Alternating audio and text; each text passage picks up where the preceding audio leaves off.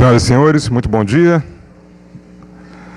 Bem-vindos ao terceiro encontro dos administradores do Rio de Janeiro, evento organizado pelo Conselho Regional de Administração do Rio de Janeiro, com apoio do Banco do Brasil, da editora Pearson e do Jornal do Comércio.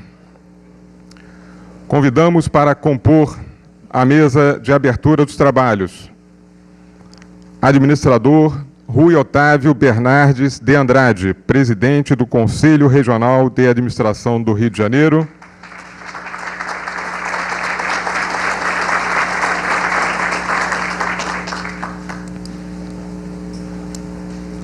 Administrador Wagner Siqueira, secretário de Administração do município do Rio de Janeiro.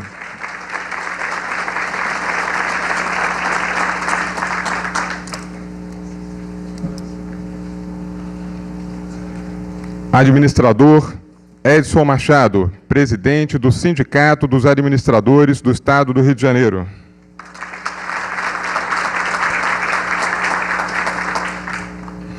Administrador Jorge Araújo, presidente da Associação Brasileira de Administração.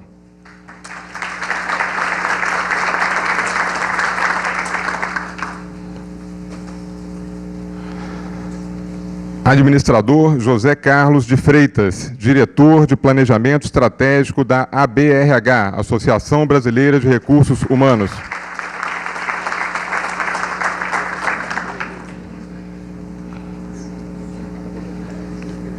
Administrador professor Agamenon Rocha e Souza, vice-presidente de Administração da Associação Nacional dos Cursos de Graduação em Administração.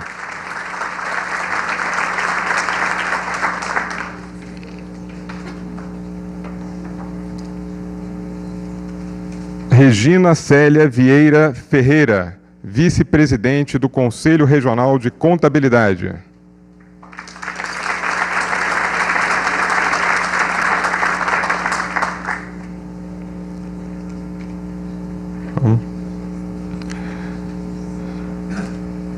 Senhor Adalberto Santos Filho, vice-presidente da Associação Brasileira das Empresas de Serviços Terceirizáveis e de Trabalho Temporário.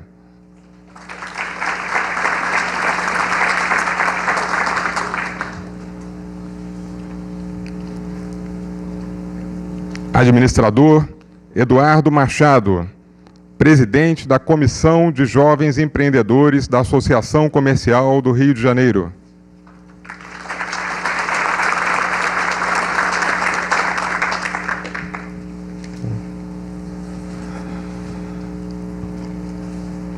Acadêmico Nelson Kikuchi, diretor de Finanças da Federação Nacional de Estudantes de Administração.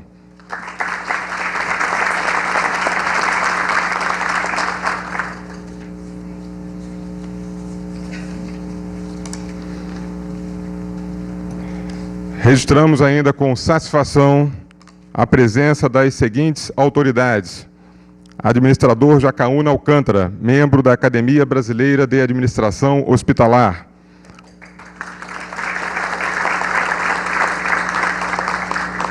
Conselheiros do CRA aqui presentes: Lisandro de Borborema Tourinho, Mauro Tacal, Fernando Tenório, Carlos Roberto Fernandes de Araújo, Dácio Machado, Paulo César Teixeira, pelo menos pelo que me consta até esse instante. Registramos ainda a presença do delegado do CRA na região sul-fluminense, Marco Aurélio Lima de Sá, e do administrador Amaury Souza, superintendente do Grupisa, Grupo de Permuta de Informações Salariais. Queremos dizer que também já está entre os presentes o administrador Alexandre dos Reis, diretor de Relações com o Mercado da Firjan, que proferirá uma das palestras no primeiro painel, em seguida a abertura do terceiro ENCAD. Para a condução dos trabalhos, passo a palavra ao presidente do Conselho Regional de Administração do Rio de Janeiro, administrador Rui Otávio Bernardes de Andrade.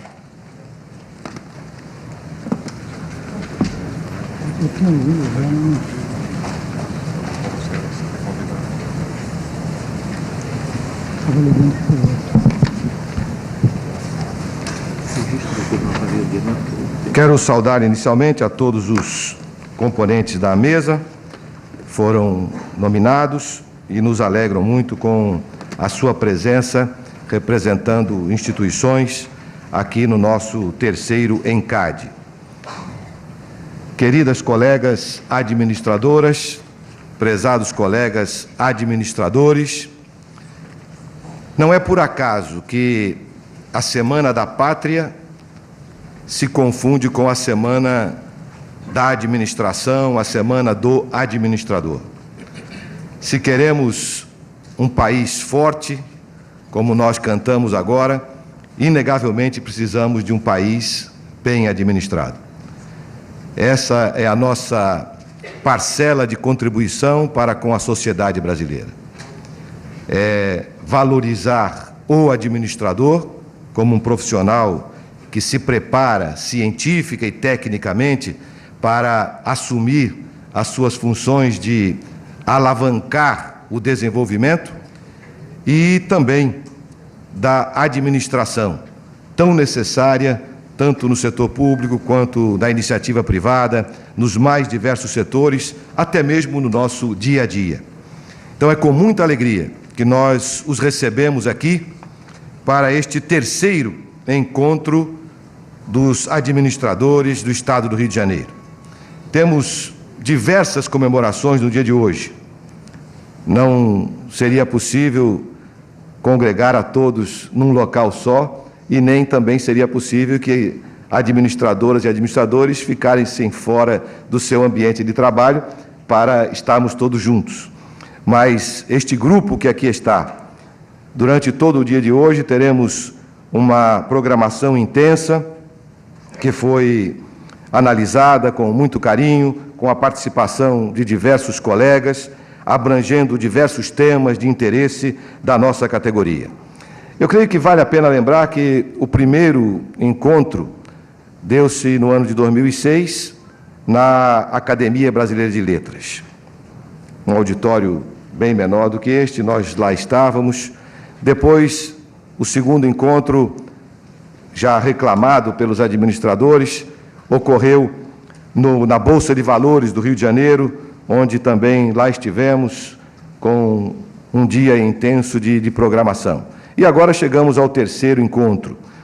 Ao longo da história, né, do nosso Conselho no Rio de Janeiro, já temos tido diversos encontros em diversas oportunidades, alguns nacionais, outros internacionais, e agora a tentativa é de se institucionalizar este encontro que marque a cada ano o encontro promovido pelo Conselho, com o apoio de diversas instituições, do sindicato, da associação, da ABRA e de outros da BRH, que tem este objetivo de juntos nos alegrarmos. Hoje é um dia de festa, não é?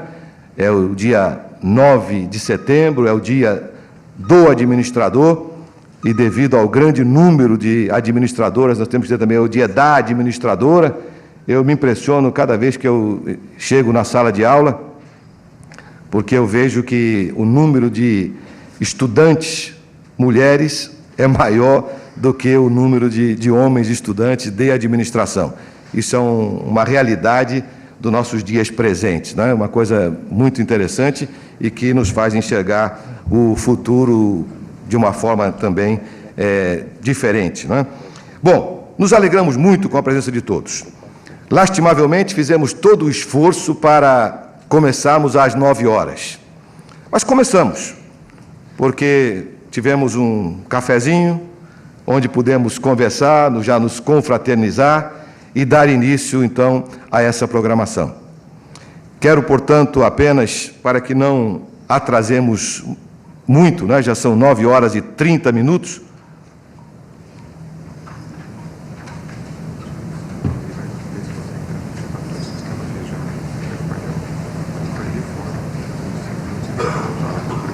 ok. Obrigado, Leonardo. Nos informam que o primeiro painel, que será aqui nessa sala, o sistema Firjan está providenciando para que seja transmitido a todos os locais onde a Firjan tem pontos de apoio no estado do Rio de Janeiro, né? Na capital e no interior. e isso está sendo viabilizado agora para que o primeiro painel e alguns outros que nós teremos à tarde também, não fiquem apenas restritos a nós aqui, os privilegiados, mas que possamos compartilhá-lo com outros colegas e interessados na administração que estão reunidos aí através do nosso Estado do Rio de Janeiro. Eu queria dizer, então, o seguinte, que é muita satisfação para nós do Conselho Regional de Administração do Rio de Janeiro, o CRA-RJ, podemos proporcionar esta oportunidade. Tentamos planejar tudo da melhor forma possível, como a administração preconiza. Nem sempre somos felizes em tudo aquilo que tentamos planejar. Algumas coisas precisam ainda ser acertadas. Uma delas, por exemplo, pedimos o currículo de cada um e ficou faltando aí, já quiserem anotar, né, no painel agora das 9h30, que vai começar com 5 minutos de atraso, aqui nesta sala nós teremos o painel com a coordenação do administrador Paulo César Teixeira, que é conselheiro do nosso Conselho Regional de Administração do Rio de Janeiro, e é o reitor também do Centro Universitário Celso Lisboa. Daqui a pouquinho eu chamarei para a mesa para aqueles que tiverem interesse neste painel com a resposta a esse questionamento, né? Há vagas, o desenvolvimento econômico do Rio de Janeiro e do Brasil e as perspectivas da indústria e do comércio. Um painel técnico, creio que de grande relevância. E aqui no andar de cima, na sala Santa Luzia, o assunto do momento também, gestão dos serviços de saúde. Administrador, administradora, a solução está em suas mãos.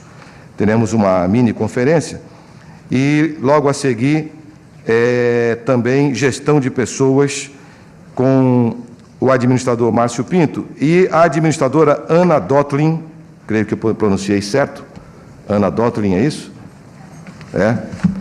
A quem eu peço desculpas, porque o seu currículo não chegou com antecedência às nossas mãos, então eu queria retificar aí, ela é a gerente da Divisão de Desenvolvimento de RH do INCA, e é com muita alegria que nós a recebemos aqui para, como nossa colega, compartilhar conosco esse assunto extremamente importante, que é o de gestão de pessoas, aliado ao de planejamento estratégico. Prezados colegas, sejam muito bem-vindos, é dia de festa, repito, é 9 de setembro, é o dia do administrador, vamos nos alegrar com isso, vamos nos conscientizar do nosso papel relevante na sociedade, a importância da administração para o desenvolvimento do nosso Estado, para o desenvolvimento do nosso país, e isto está nas nossas mãos. Estaremos juntos o dia inteiro. Ao final do dia, nós teremos algumas homenagens, gostaríamos que todos estivessem aqui presentes também, e encerraremos com um coquetel, que será mais uma oportunidade singular de nos confraternizarmos e nos alegrarmos pela nossa profissão, por este dia que é dedicado ao administrador. Em Brasília, hoje, nós estamos tendo uma sessão comemorativa no Congresso Nacional, que está sendo desenvolvida pelo Conselho Federal de Administração. Como eu disse no início, nós temos hoje, durante o dia também, diversas comemorações em universidades, em faculdades. Algumas delas nós estaremos presentes através de conselheiros, eu mesmo estarei presente em algumas delas. No encontro dos mestrados em administração, que ocorre no dia de hoje também, lá no Hotel Windsor, na Barra da Tijuca, nós já estivemos presentes ontem e no domingo, e hoje teremos também uma participação especial ali, eu irei para lá e retornarei para cá, para o reconhecimento da profissão no seu dia, no dia 9, por todos os acadêmicos do Brasil que atuam em cursos de mestrado. Já chegamos ao número de 100 mestrados em administração no Brasil. É um avanço significativo, é a área do conhecimento que tem o maior número de programas estrito sensu de mestrado. Temos 10 doutorados no Brasil, isso significa que nós estamos avançando também na área acadêmica. Temos muito a avançar na área profissional, como conselho, como indivíduos, como profissionais, nós temos muito a avançar, temos certeza de que não atingimos o ideal e para atingi-lo será algo que depende do esforço de todos nós. O nosso esforço é o esforço conjunto para o reconhecimento, para a valorização de uma profissão jovem, mas que tem um papel extremamente significativo para o desenvolvimento do nosso país. Eu creio que todos vocês se fazem a pergunta que eu me faço: que diferença faria se nós vivêssemos num país bem administrado? Em qualquer uma das áreas, desde que nós levantamos até a hora que nós vamos dormir, nos persegue essa inquietação, não é? A administração como mola propulsora para o desenvolvimento, para o equilíbrio, para a justiça social. Desejamos que todos nós participemos com alegria deste dia, que é o nosso dia, e que este evento seja significativo para a vida profissional de cada um de nós. Sejam todos muito bem-vindos e, com 10 minutos de atraso, pedindo desculpas a vocês, nós vamos passar para os nossos trabalhos. Aproveitemos bastante e voltemos a nos reunir no final do dia, quando faremos as homenagens que o Conselho determinou, o plenário do Conselho, e também no coquetel poderemos confraternizar bastante e à vontade. A distribuição agora, Leonardo, é para os... Fiquem aqui os que vão participar do painel que está previsto por aqui. Os que vão participar do outro painel vão se retirar no andar de cima, não é? E para a programação todos vocês têm. E eu peço que nós, de pé, uma salva de palmas para a nossa profissão, para a administradora e para o administrador do Estado do Rio de Janeiro. Viva a administração!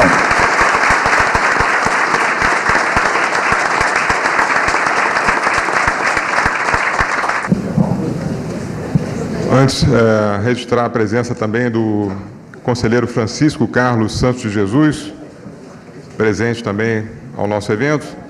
E agora sim, para coordenar o painel 1, há vagas, o desenvolvimento econômico do Rio de Janeiro e do Brasil e as perspectivas da indústria e do comércio. Para presidir o painel, administrador Paulo César Teixeira, conselheiro do CRA e reitor do Centro Universitário Celso Lisboa.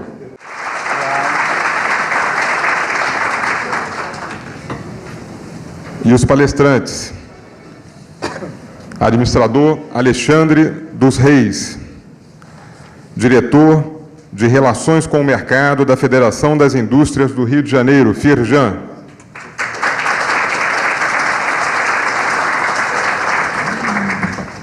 Professor Mauro Osório, doutor em Planejamento Urbano e Regional, autor do livro Rio Nacional, Rio Local, Mitos e Visões da Crise Carioca e Fluminense.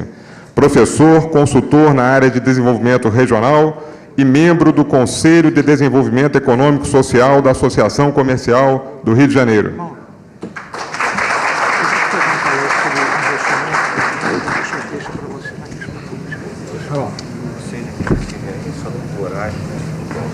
Ok. Bom dia a todos. Bom, vamos recuperar o nosso tempo. Vou passar a palavra logo para o administrador Alexandre dos Reis, que fará a sua exposição, sua apresentação em 30 minutos. Depois, Mauro Osório, 30 minutos depende. E depois temos aí mais 30 minutos para debate.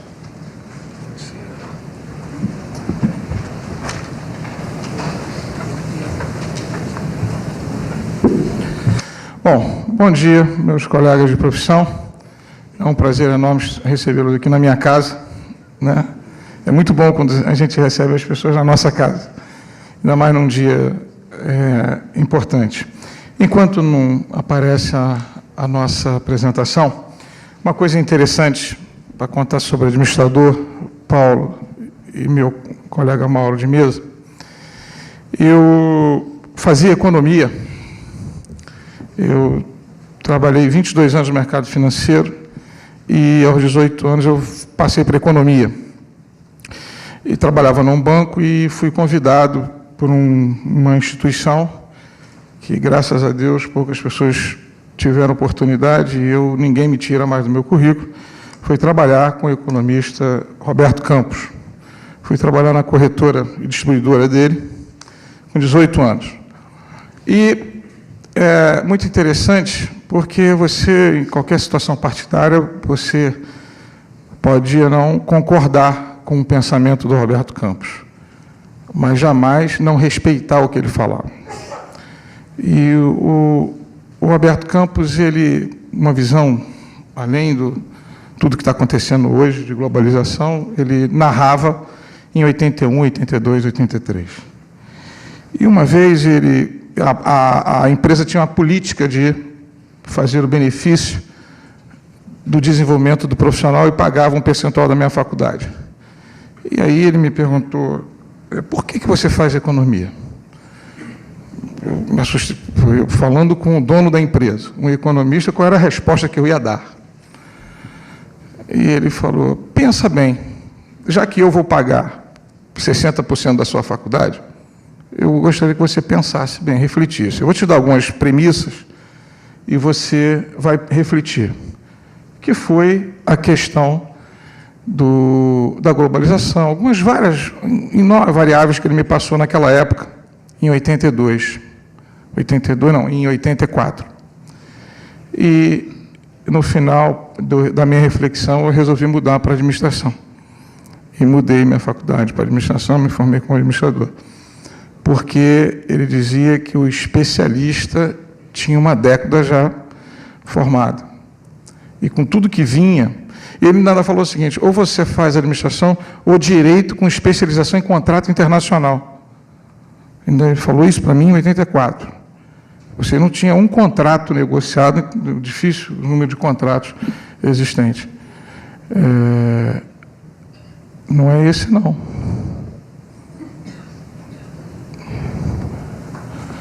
E eu mudei para administrador por causa do aconselhamento do Roberto Campos. E isso, para mim, foi... Eu transitei no mercado financeiro, transitei em recursos humanos, transitei em produto, e estou há 8 anos nessa casa, em operação, e hoje a área comercial, a área de relacionamento com cliente, né, diretoria de clientes, um administrador. Quer dizer, como que você pode... E fiz as especializações financeiras como devido, como o mercado me pediu. Mas, efetivamente, essa foi a minha história para administrador. Bom, nós vamos falar aqui, eu vou fazer uma apresentação rápida sobre o que está acontecendo hoje no estado do Rio de Janeiro, na questão de investimento e desenvolvimento econômico para os próximos 3, 4 anos. É uma coisa jamais vista por todos nós aqui. Acredito eu que boa parte do que seja apresentado e discutido aqui vai ser levado para as suas casas, para as nossas casas, para podermos falar para os nossos filhos, nossos netos, sobre o que vem por aí para os próximos 10 anos, para o estado do Rio de Janeiro. Nós, algumas premissas do estado, vêm suportando essa expectativa positiva de pensamento e operação e atuação do poder público estadual, federal. Há muito tempo nós não vimos recursos defendidos pelas bancadas federais nossas. Então, isso tem trazido e tem dado a perspectiva que nós estamos trabalhando. É um estado que está com as vocações bastante consensuadas para os próximos 10 anos. Não estou nem falando de pré-sal, porque esse assunto é à parte. Está arriscado dizer que eu falei que o pré-sal já não é do Rio de Janeiro. Dizer que está todo mundo dando palpite sobre o pré-sal, e ninguém tem noção, ideia, o que é isso. Porque o problema do pré-sal não é um problema de nova tecnologia e novos materiais. somente. O problema do pré-sal, a tecnologia vai evoluir, o material vai evoluir, mas o problema é a escalabilidade da demanda versus oferta. Em qualquer item, é um absurdo qual é a oferta que se tem versus a demanda. Então, tudo vai ser multiplicado por 10. Tudo. Se você hoje pensar que é tudo 5, 7, 8 vezes, em alguns casos, a escala vai até 12 vezes. Então, é impossível alguém precificar hoje o que vai acontecer na questão do pré-sal. Então, nós estamos com as vocações consensuadas em logística, petróleo e petroquímica, siderurgia se tornando, provavelmente vai se tornar um dos maiores polos siderúrgicos do país, resseguro, que é uma grande olhada para a cidade do Rio de Janeiro, inclusive, turismo e cultura e ambiental. Nos novos investimentos, nós não podemos deixar de retratar algumas coisas. A questão hoje da tecnologia da informação e da automação dos empregos diretos e indiretos.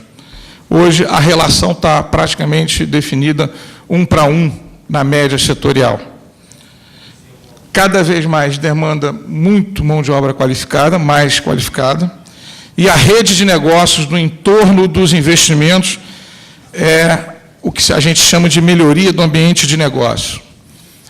Uma das características fortes que, para vocês terem ideia, em termos de recursos humanos e qualificação, a maioria dos grupos ocupacionais vocacionais do Estado, o Estado do Rio hoje, dos 45 grupos setoriais, o Estado do Rio tem 33 com média percentual acima da média do Estado na questão do nível superior. Mas tem um gap absurdo na questão técnica, que é o maior problema hoje na mão de obra qualificada. Saem direto para a faculdade, antigamente nós tínhamos o trabalho do nível técnico, não se tem mais.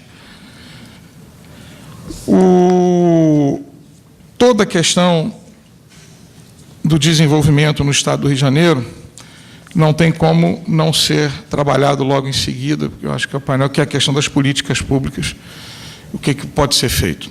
Bom, aqui, esse documento é um documento que está no nosso site, é um documento chamado Decisão Rio, é uma peça que a Firjan faz já há algum tempo, e esse ano ele teve a inovação, onde nós temos o Google Earth, que você consegue ver pela internet aonde vai acontecer o investimento, em que região, ver o ponto. E nós estamos hoje já anunciados e confirmados por alguns investidores para o Estado do Rio de Janeiro, ordem de 107 bilhões de reais até 2011. Ali está 10, mas como está havendo alguns atrasos de algumas obras, como o PAC, por exemplo, então você escorrega o documento de Decisão Rio, que sai agora de 2008, com os novos e cancelamento de alguns, e o cronograma já empurra para 2011. Nós temos a segmentação, a 37% Petrobras, 1 bilhão outros, a indústria de transformação, infraestrutura, esses são os grandes setores de investimento no Estado. Pode passar? O principal volume de investimento, e por isso, de indústria de transformação, siderurgia. Hoje, está em fase de conclusão para a operação, e o Senai, que é uma das casas do sistema Firjan, capacita hoje quase 2.000 profissionais para a CSA ThyssenKrupp em Itaguaí, aqui em Santa Cruz. É uma siderúrgica que ela vai produzir nenhuma peça para o Brasil, tudo exportação com dólar no preço que está. Então, vocês imaginem quando começar a subir o dólar, as margens, se hoje já tem margem, a margem para isso.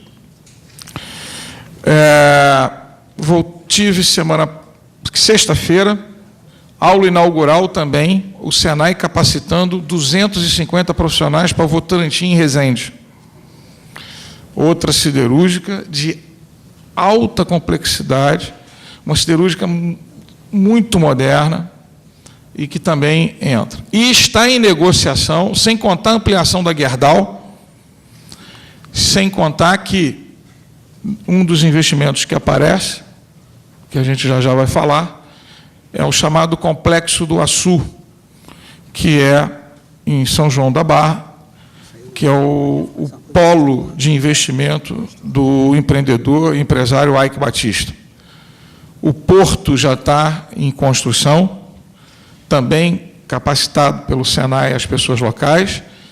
Já acabamos de assinar um novo contrato agora com a Termo, a operação dele, eu acho que já anunciaram, a Anglo América já anunciou nos jornais de ontem, licença ambiental de 532 municípios por onde vai passar o mineroduto. Sai lá de Minas, descarrega o mineroduto por pressão e água em São João da Barra, direto no navio, exporta, o navio, para não voltar vazio, volta com carvão mineral, abastece, então, a possibilidade de investimento em termo, está montando uma termo. Se tem energia, vai ficar barato, ele está negociando uma siderurgia, já está em negociação a siderurgia. Tendo a siderurgia, tendo energia, tendo logística, ele está negociando uma automotiva. Então, o eixo do PIB do Estado do Rio de Janeiro pode mudar, né, em função desse polo daqui a 10 anos, pelo menos. Essa área do Porto do Açu é uma retroárea, segunda maior do mundo, só perde para Roterdã. Então, vocês imaginem a capacidade de operação desse porto. Pode passar. Na siderurgia, investimento da CSA, como já falei, Gerdau. Nós temos a nova planta da Votorantim. Depois, o segundo segmento, que é o petroquímico. Aqui ao nosso lado, do outro lado da Bahia, o Comperge. O Comperge, para vocês terem noção, é 2 Reduc. 2 Reducs. É algo que ninguém consegue imaginar também, o coeficiente de arrasto que vai trazer, porque a petroquímica é a primeira geração da cadeia produtiva. A segunda geração, nós temos dúvidas se as empresas vão se instalar. Por quê? A segunda geração, que é a transformação, ele está operado por 3 grupos distribuídos em Sul, Sudeste e Norte, Nordeste. Nós já temos aqui na Reduc a Rio Pol, no qual a Suzano faz parte, e o ramal para a Reduc passa a 2 quilômetros do Comperge, que vem de Macaé. A planta opera, se eu não me engano, na última informação, com 65%, 70% de taxa de ocupação. A planta da Rio Pol em Caxias. Tem espaço para ampliar, então nós achamos que dificilmente ela vai investir numa nova planta ao lado do Comperge por conta do ramal da ampliação que pode ser feito.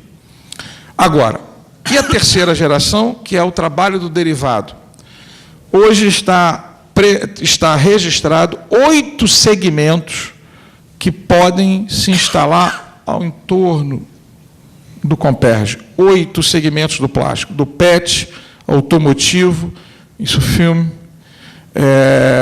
linha branca,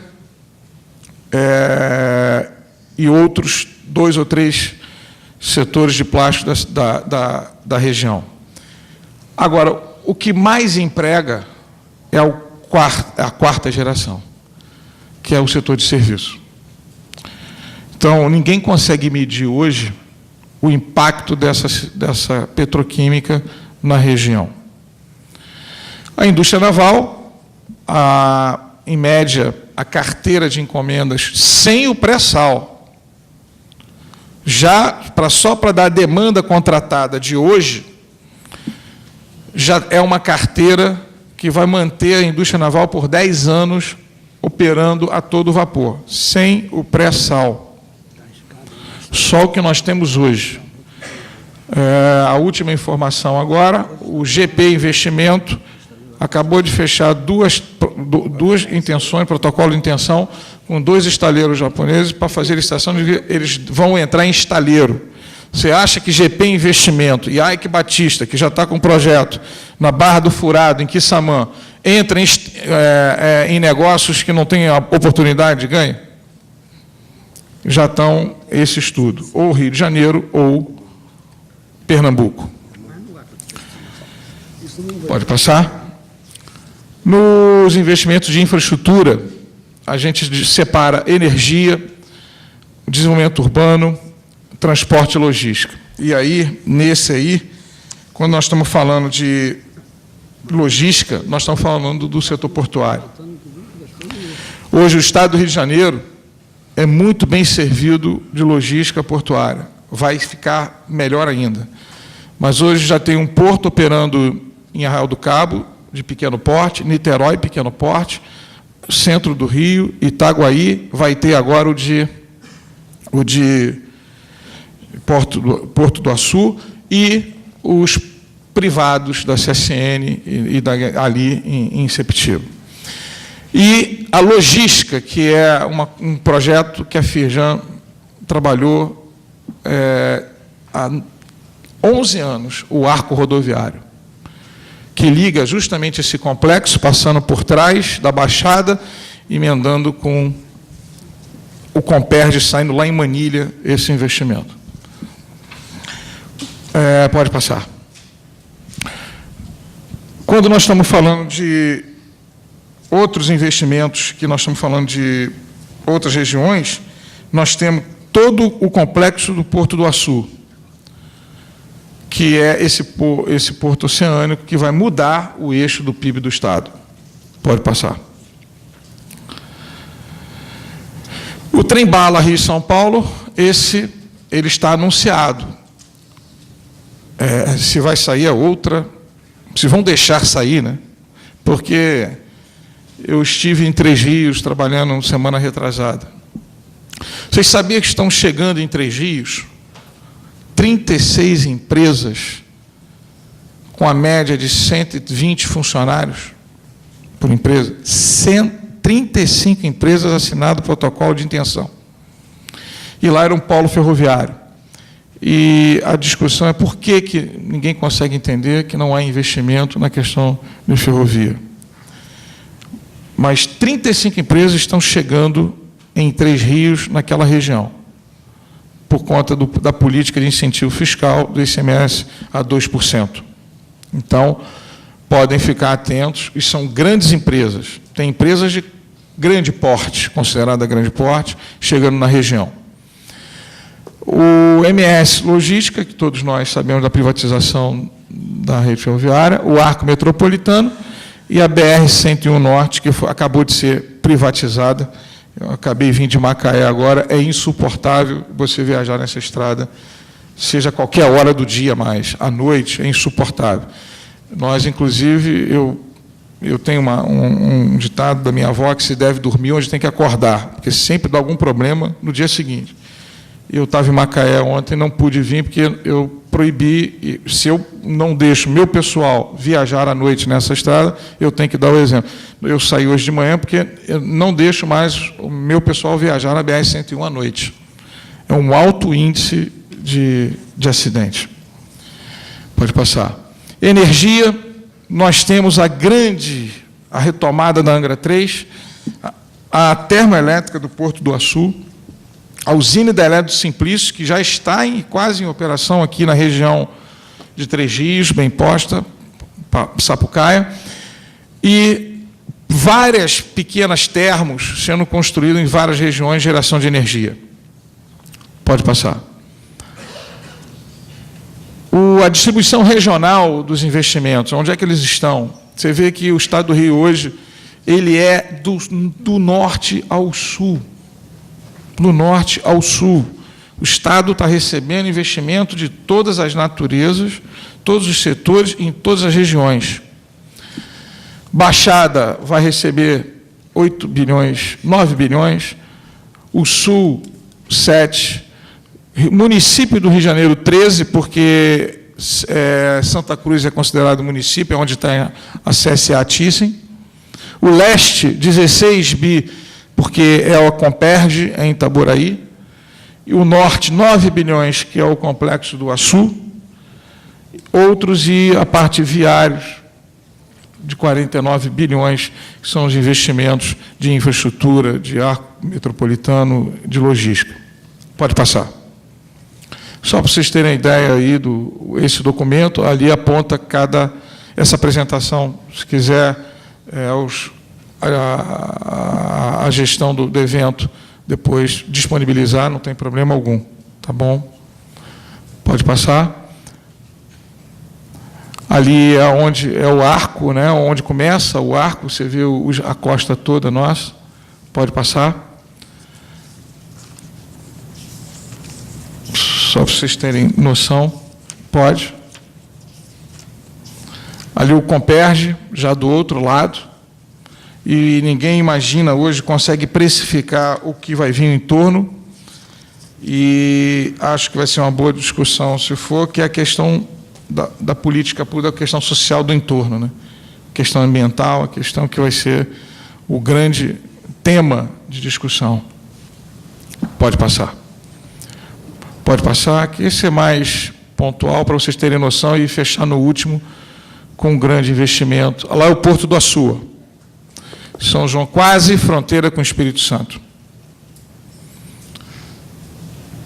Bom, aqui começa já um olhar da Bacia de Santos e da Bacia de Campos, aonde os novos poços e a OGX, a Petrobras, o último leilão que houve, a OGX, que é da empresa do grupo da EBX, que é do Ike, adquiriu 71% do direito da opção de exploração, de prospecção de petróleo. A empresa se constituiu agora, coisa de 1 ano e meio, e já fez um IPO belíssimo, né? E que já começa a operação, a exploração, os estudos. Pode passar. Energia, né, que é a parte toda da Petrobras. Pode passar. A Votorantim SSN Cimentos, na região. Você vai subir no Sul Fluminense. Pode passar.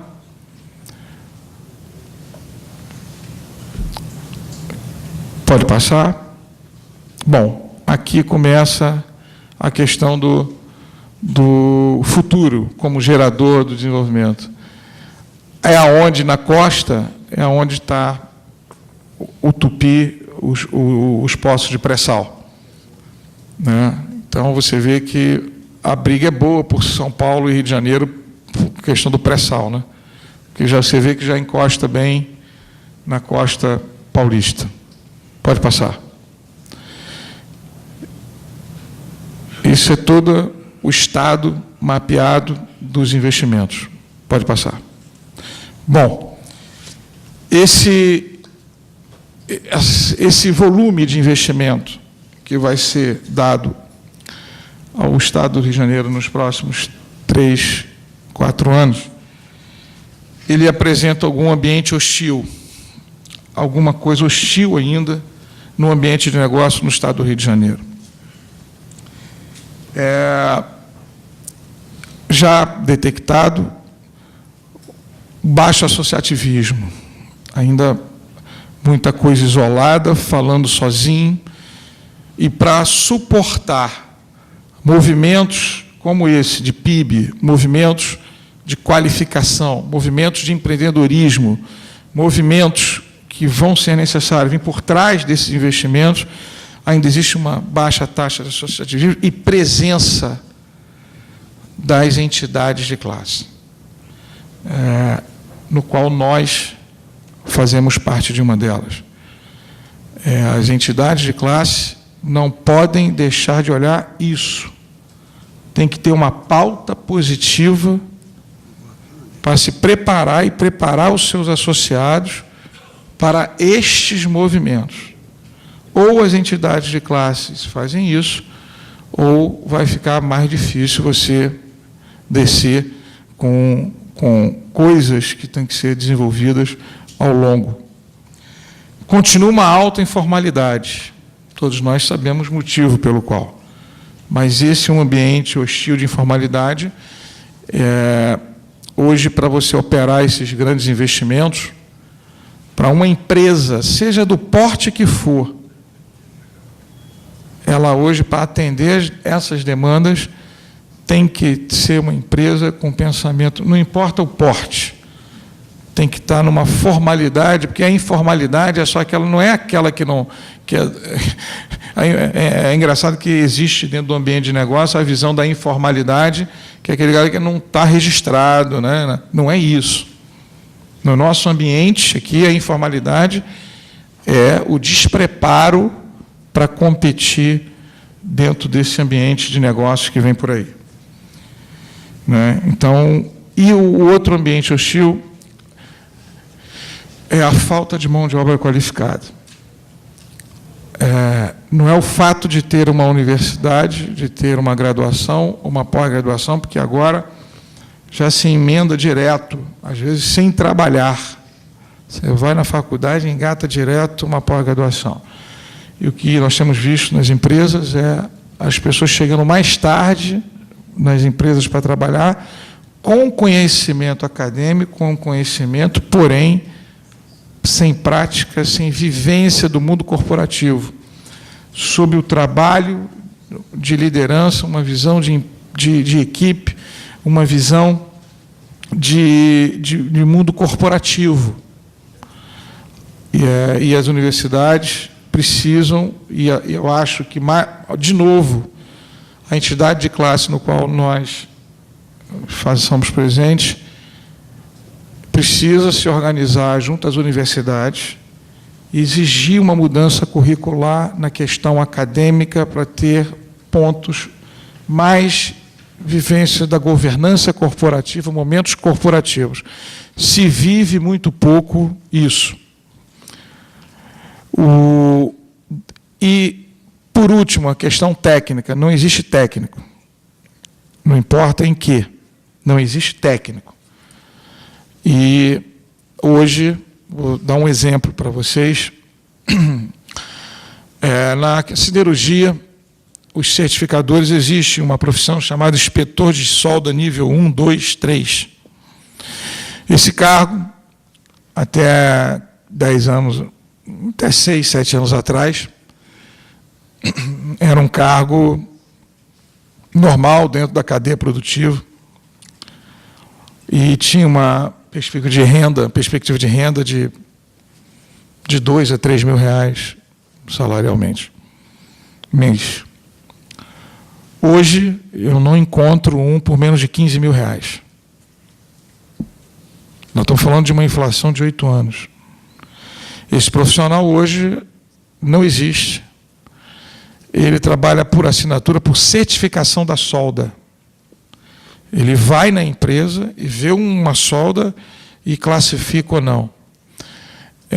Não tem. E principalmente porque a certificação, quanto você, para fazer ela, você tem que ser certificado pela Abraman, pela Fundação Nacional de Soldagem.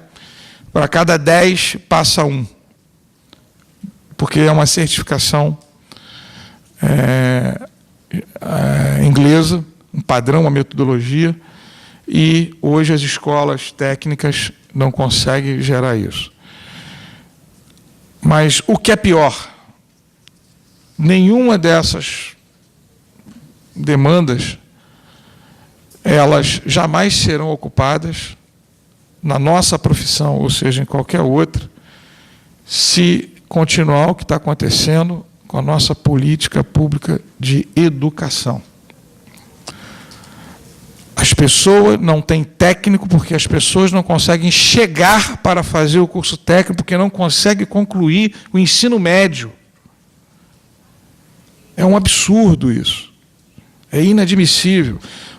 108 bilhões de reais e a Votorantim, agora, a Peugeot Citroën, que ganhou a licitação mundial da usinagem de motores, porque o motor da Peugeot Citroën era importado da Argentina e montado aqui.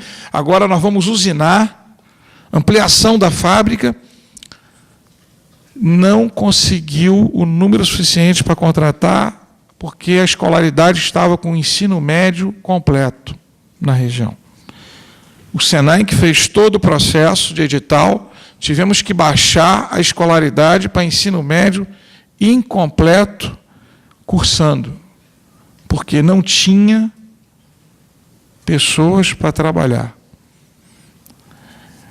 Em 14 anos de governo de Estado, seja ele qual for, foram 13 secretários de educação. Nos últimos 20 anos, não apareceu nenhuma proposta de educação, independente de partido, de pessoa que for, que você se lembre, se deu certo, não sem juízo de valor, se deu certo ou deu errado. O Brizolão, que tinha uma proposta de educação, tempo integral, alimento, não estou discutindo se deu certo, se não deu, mas estou falando como proposta. Nos 20 anos, não apareceu. Então, acho que não temos como o pano de fundo de uma política de investimento dessa a questão da política de educação. Senão, nós não vamos a lugar nenhum. Muito obrigado.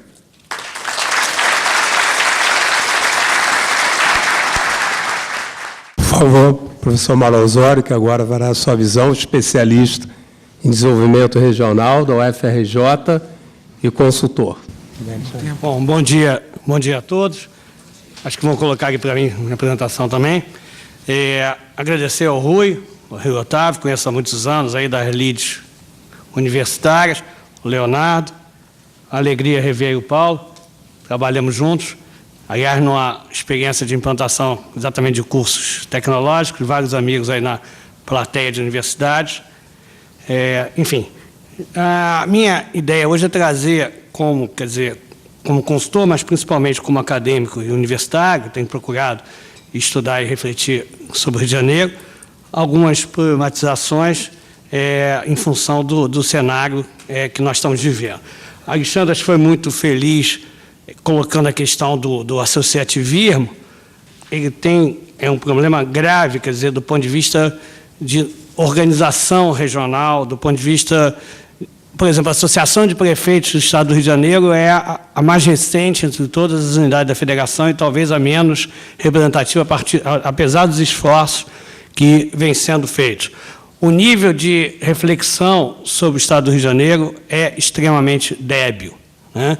Isso muitas vezes permitem análises equivocadas, políticas equivocadas, estratégias equivocadas. Toda a nossa tradição é de reflexão sobre Brasil e mundo. A nossa tradição não é de pensar regionalmente, não é de pensar localmente. Tem um exemplo que quem trabalha nessa área discute sempre que dá, né? Os dois jornais mais tradicionais do Rio de Janeiro, historicamente, chamam-se o Globo e o Jornal do Brasil. Ou seja, é Brasil, tá certo? É o mundo e, no máximo, o Brasil, quem é mais provinciano, né? Eu dou aula na UFRJ, no Instituto de Economia e na Faculdade Nacional de Direito, né? E, então, isso é uma necessidade grande e acho excelente que o Alexandre tenha tocado nesse ponto. É importante, quer dizer, hoje talvez tenha mais dissertação e tese sobre o Rio de Janeiro sendo feita na Universidade de Campinas, na área de economia, do que na Universidade Federal do Rio de Janeiro. A UERJ é mais uma federal do Estado do Rio de Janeiro. Quer dizer, as expertises mais importantes da UERJ não estão na área regional. Tá certo? Estão na medicina social, que já deu Ezio Cordeiro, presidente do INAMPS, o atual ministro da Saúde, estão em outras áreas, mas não na área regional, uma universidade que vive de imposto estadual. Então, esse é o primeiro ponto, tá certo? As entidades pouco discutem, né? Aí eu acho que fica um desafio para o CRA de ampliar a discussão sobre a questão regional, ampliar diversos aspectos, a questão educacional enfatizada pelo Alexandre, outras questões, né? Enfim, quer dizer, no Conselho Regional de Economia eu tenho procurado estimular muito isso. Mas vamos lá, para a gente começar. Inicialmente, eu vou botar, quer dizer, alguns dados em que eu vou estar procurando traçar uma estratégia, traçar a trajetória do Estado, que não é uma boa trajetória, tá certo? E procurar discutir com vocês como é que a gente pode efetivamente se aproveitar, inclusive do ponto de vista social, das possibilidades que estão colocadas no horizonte. Quando a gente olha isso aqui, a evolução do PIB, da participação dos estados no PIB entre 70 e 2005. É o último PIB divulgado pelo IBGE, de 2005, e nós vemos que o Estado do Rio de Janeiro ele perde 31% de participação no PIB nacional, é a maior perda do país, é muito maior do que a de São Paulo. É natural que São Paulo perca participação, porque a economia brasileira cresce concentrando renda em São Paulo até 70, e a partir de 70 ela passa a crescer desconcentrando renda. Mas não é natural que o Rio de Janeiro perca mais do que o dobro de participação em relação ao Estado de São Paulo. Por que passa a crescer desconcentrando renda a partir de 70? Você tem a transferência para Brasília, você tem a fronteira de soja, de agrícola no Centro-Oeste, incentivos fiscais para o Nordeste, tá certo? Polo petroquímico da Bahia e do Rio Grande do Sul, Carajás na região Norte, enfim, uma série de aspectos faz com que, territorialmente, a partir de 70, a economia brasileira passe a crescer desconcentrando renda. O Rio de Janeiro, novamente, infelizmente, tem a lanterna. Nós temos aqui um crescimento do emprego com a carteira assinada de 26%, contra um crescimento no país de 71,6%. A indústria, que vem sendo mais intensiva em capital, no Brasil cresce nesse período somente 26,5%. Mas no Brasil cai, no Rio de Janeiro cai 30%, contra uma queda de apenas 5% em São Paulo. Mesmo no setor serviços, tá certo? O Rio de Janeiro cresce apenas 42%, novamente é quem menos cresce. Na administração pública, a gente viu recentemente esses escândalos das ONGs, né? É disparado o lugar onde menos há novas pessoas empregadas trabalhando no setor público. O setor público é absolutamente fundamental, não para ter em todo lugar, mas para funcionar adequadamente aonde a sociedade defina que ele tem que estar. Não é isso? A Fundação CID, que é o órgão de base de dados do Estado do Rio de Janeiro, possui apenas 8 funcionários. Se vocês pegarem a Fundação SEAD, é uma potência, a Fundação João Pinheiro, em Minas Gerais.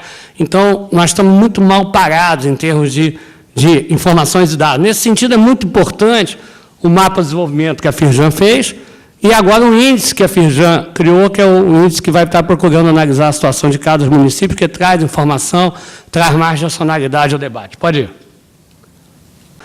Quando a gente olha o emprego, 95, 2006, o Rio continua na lanterna. Ou seja, na verdade, a tal retomada, em meu entendimento, é uma balela, uma conversa fiada, e nós temos, finalmente, a partir do período muito recente, uma possibilidade de virada com relação à estagnação das últimas décadas do Estado e da cidade do Rio de Janeiro. Pode ir.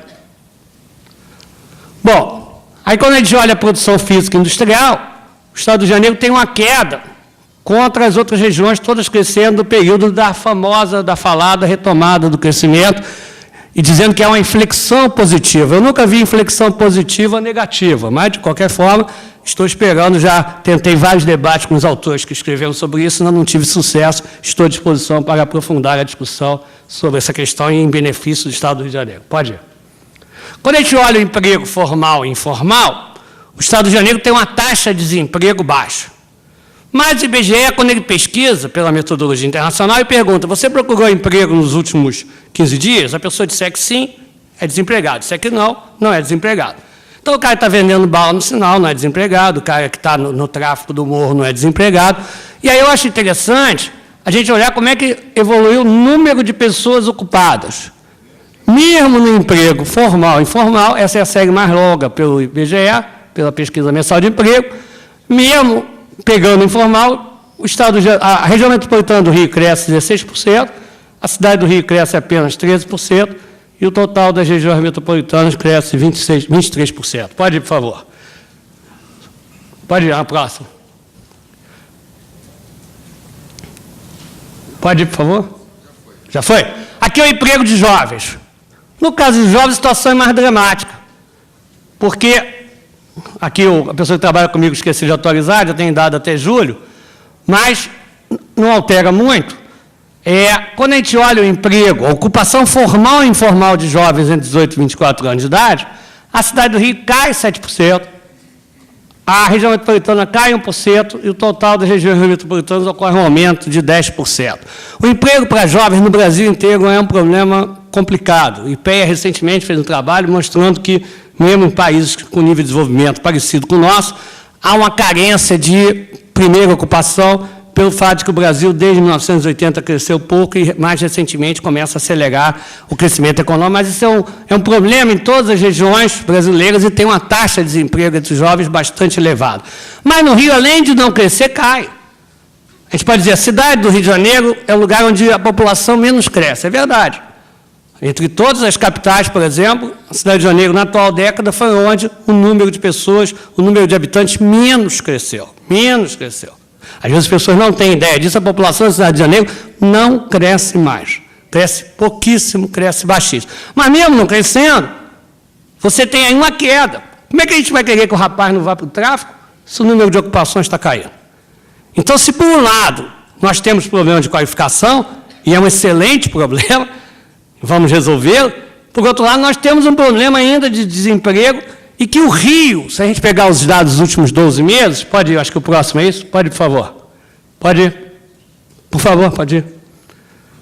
Depois a gente vai ver, eu acho que ainda tem esse dado aí, nos últimos 12 meses melhorou. Bom, aqui, eu até agora só estou falando de problema, depois eu vou falar de oportunidade e de otimismo, mas eu tenho um autor chamado Albert Hirschman, que o Zé Serra usa bastante também, que ele diz o seguinte: a gente deve ser pessimista no diagnóstico e otimista na ação.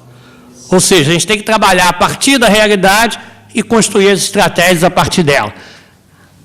Ontem eu estava falando para os meus alunos que a periferia da cidade de Janeiro é um horror. E aí tinha alguns alunos lá que moravam na periferia, eu falei, não estou xingando ninguém, longe disso. Quer dizer, mas o nível de precarização da periferia do Rio de Janeiro é muito pior do que a de São Paulo e a de Belo Horizonte. Isso aqui é o seguinte, quanto é que os municípios, eu fiz um ranking, comparando as cidades da região metropolitana do Rio, região metropolitana de São Paulo e região metropolitana de Belo Horizonte. Qualquer indicador que eu peguei até hoje, inclusive os da Firjan, mostram que, se a gente fizer um ranking de quem está do pior para o melhor ou do melhor para o pior, se for do pior para o melhor, o Rio está na frente. Se for do melhor para o pior, o Rio está atrás. Nesse caso aqui, são os municípios que mais dependem de receita pública para o seu PIB municipal. Ou seja, não há dinamismo privado. Tá certo? Dos 14 primeiros colocados, todos esses amarelinhos são da periferia do Rio. Então, um grande desafio no Rio de Janeiro, ele estava falando do Comperj, Itaboraí, está aqui, olha. Tá certo? O Comperj vai ser Itaboraí. Niterói, no índice da Firjan, apareceu bem. Um dos motivos é que tem tido boas políticas em Niterói, mas, por outro lado, uma parte dos pobres de Niterói mora em São Gonçalo. E os pobres de São Gonçalo moram em Itaboraí. Então, Itaboraí é um lugar extremamente complicado. Aqui nessa sala teve um seminário sobre Comperj, em que um técnico, um pesquisador do IBGE, mostrou que, nos anos 90, já tinha tido migração de São Gonçalo para Itaboraí por expulsão dos mais pobres de São Gonçalo. Então, com o Comperj, ou nós vamos ter políticas públicas muito articuladas, e a Firjan, por exemplo, está se movimentando nessa direção, ou realmente pode, no limite, ser inclusive uma nova Cubatão. Pode ir, por favor. Bom, aqui... Ah, meu Deus do céu, botaram de novo. Pode ir embora, pode ir embora, pode ir. Tá. Esse aqui é o PIB do Estado do Rio de Janeiro por região. O IBGE fez uma série nova, então só dá para olhar de 2002 a 2005. Então, quanto é que variou o PIB por região? A Fundação CID agora soltou 2006, eu tentei fazer para hoje, mas não deu tempo, pegando uma série mais longa, mas os dados são mais ou menos convergentes. No Estado do Rio de Janeiro, a gente pode verificar via o IBGE os PIBs dos municípios e pode verificar via a Fundação CID, que calcula com outra metodologia. Alguns municípios dão um número bastante diferente, na maioria dá números que são basicamente convergentes. Quando a gente olha 2002, 2005, a região metropolitana não cresce, o Noroeste cresce, o Norte Fluminense cresce muito, a região serrana cai, e aqui na região serrana é interessante, porque às vezes tem matéria no jornal que falam, polo de moda íntima, Friburgo está uma maravilha. A gente olha o PIB de Friburgo, não cresceu. Então, o polo de moda íntima não foi suficiente para dinamizar a economia de Friburgo. Quando vocês ouvirem que Friburgo está ótimo, é uma mentira. Friburgo está uma merda, tá certo? E eu dou consultoria para lá, com a Firjan de lá, estamos discutindo para virar essa situação de Friburgo. Os salários dos funcionários é muito ruim, o ISS per capita é ruim, tá certo? Então, não existe isso. Existe uma indústria de confecção que cresceu com o apoio da Firjan, tá certo? Gerou emprego, mas o município tem muito que caminhar para melhorar, e é uma região boa do Estado do Rio de Janeiro, com tradição suíça, tradição alemã, mas não tem ainda uma boa situação, né?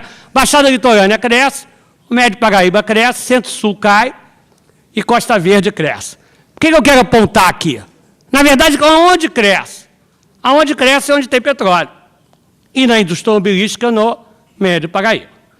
Então, e aqui, e o Noroeste Fluminense cresce 8%. O que aconteceu no Noroeste, inclusive eu discutindo com o pessoal da Fundação CID, foi o seguinte: tinham 3 bodes na sala, botaram mais 3 e agora tiraram 3.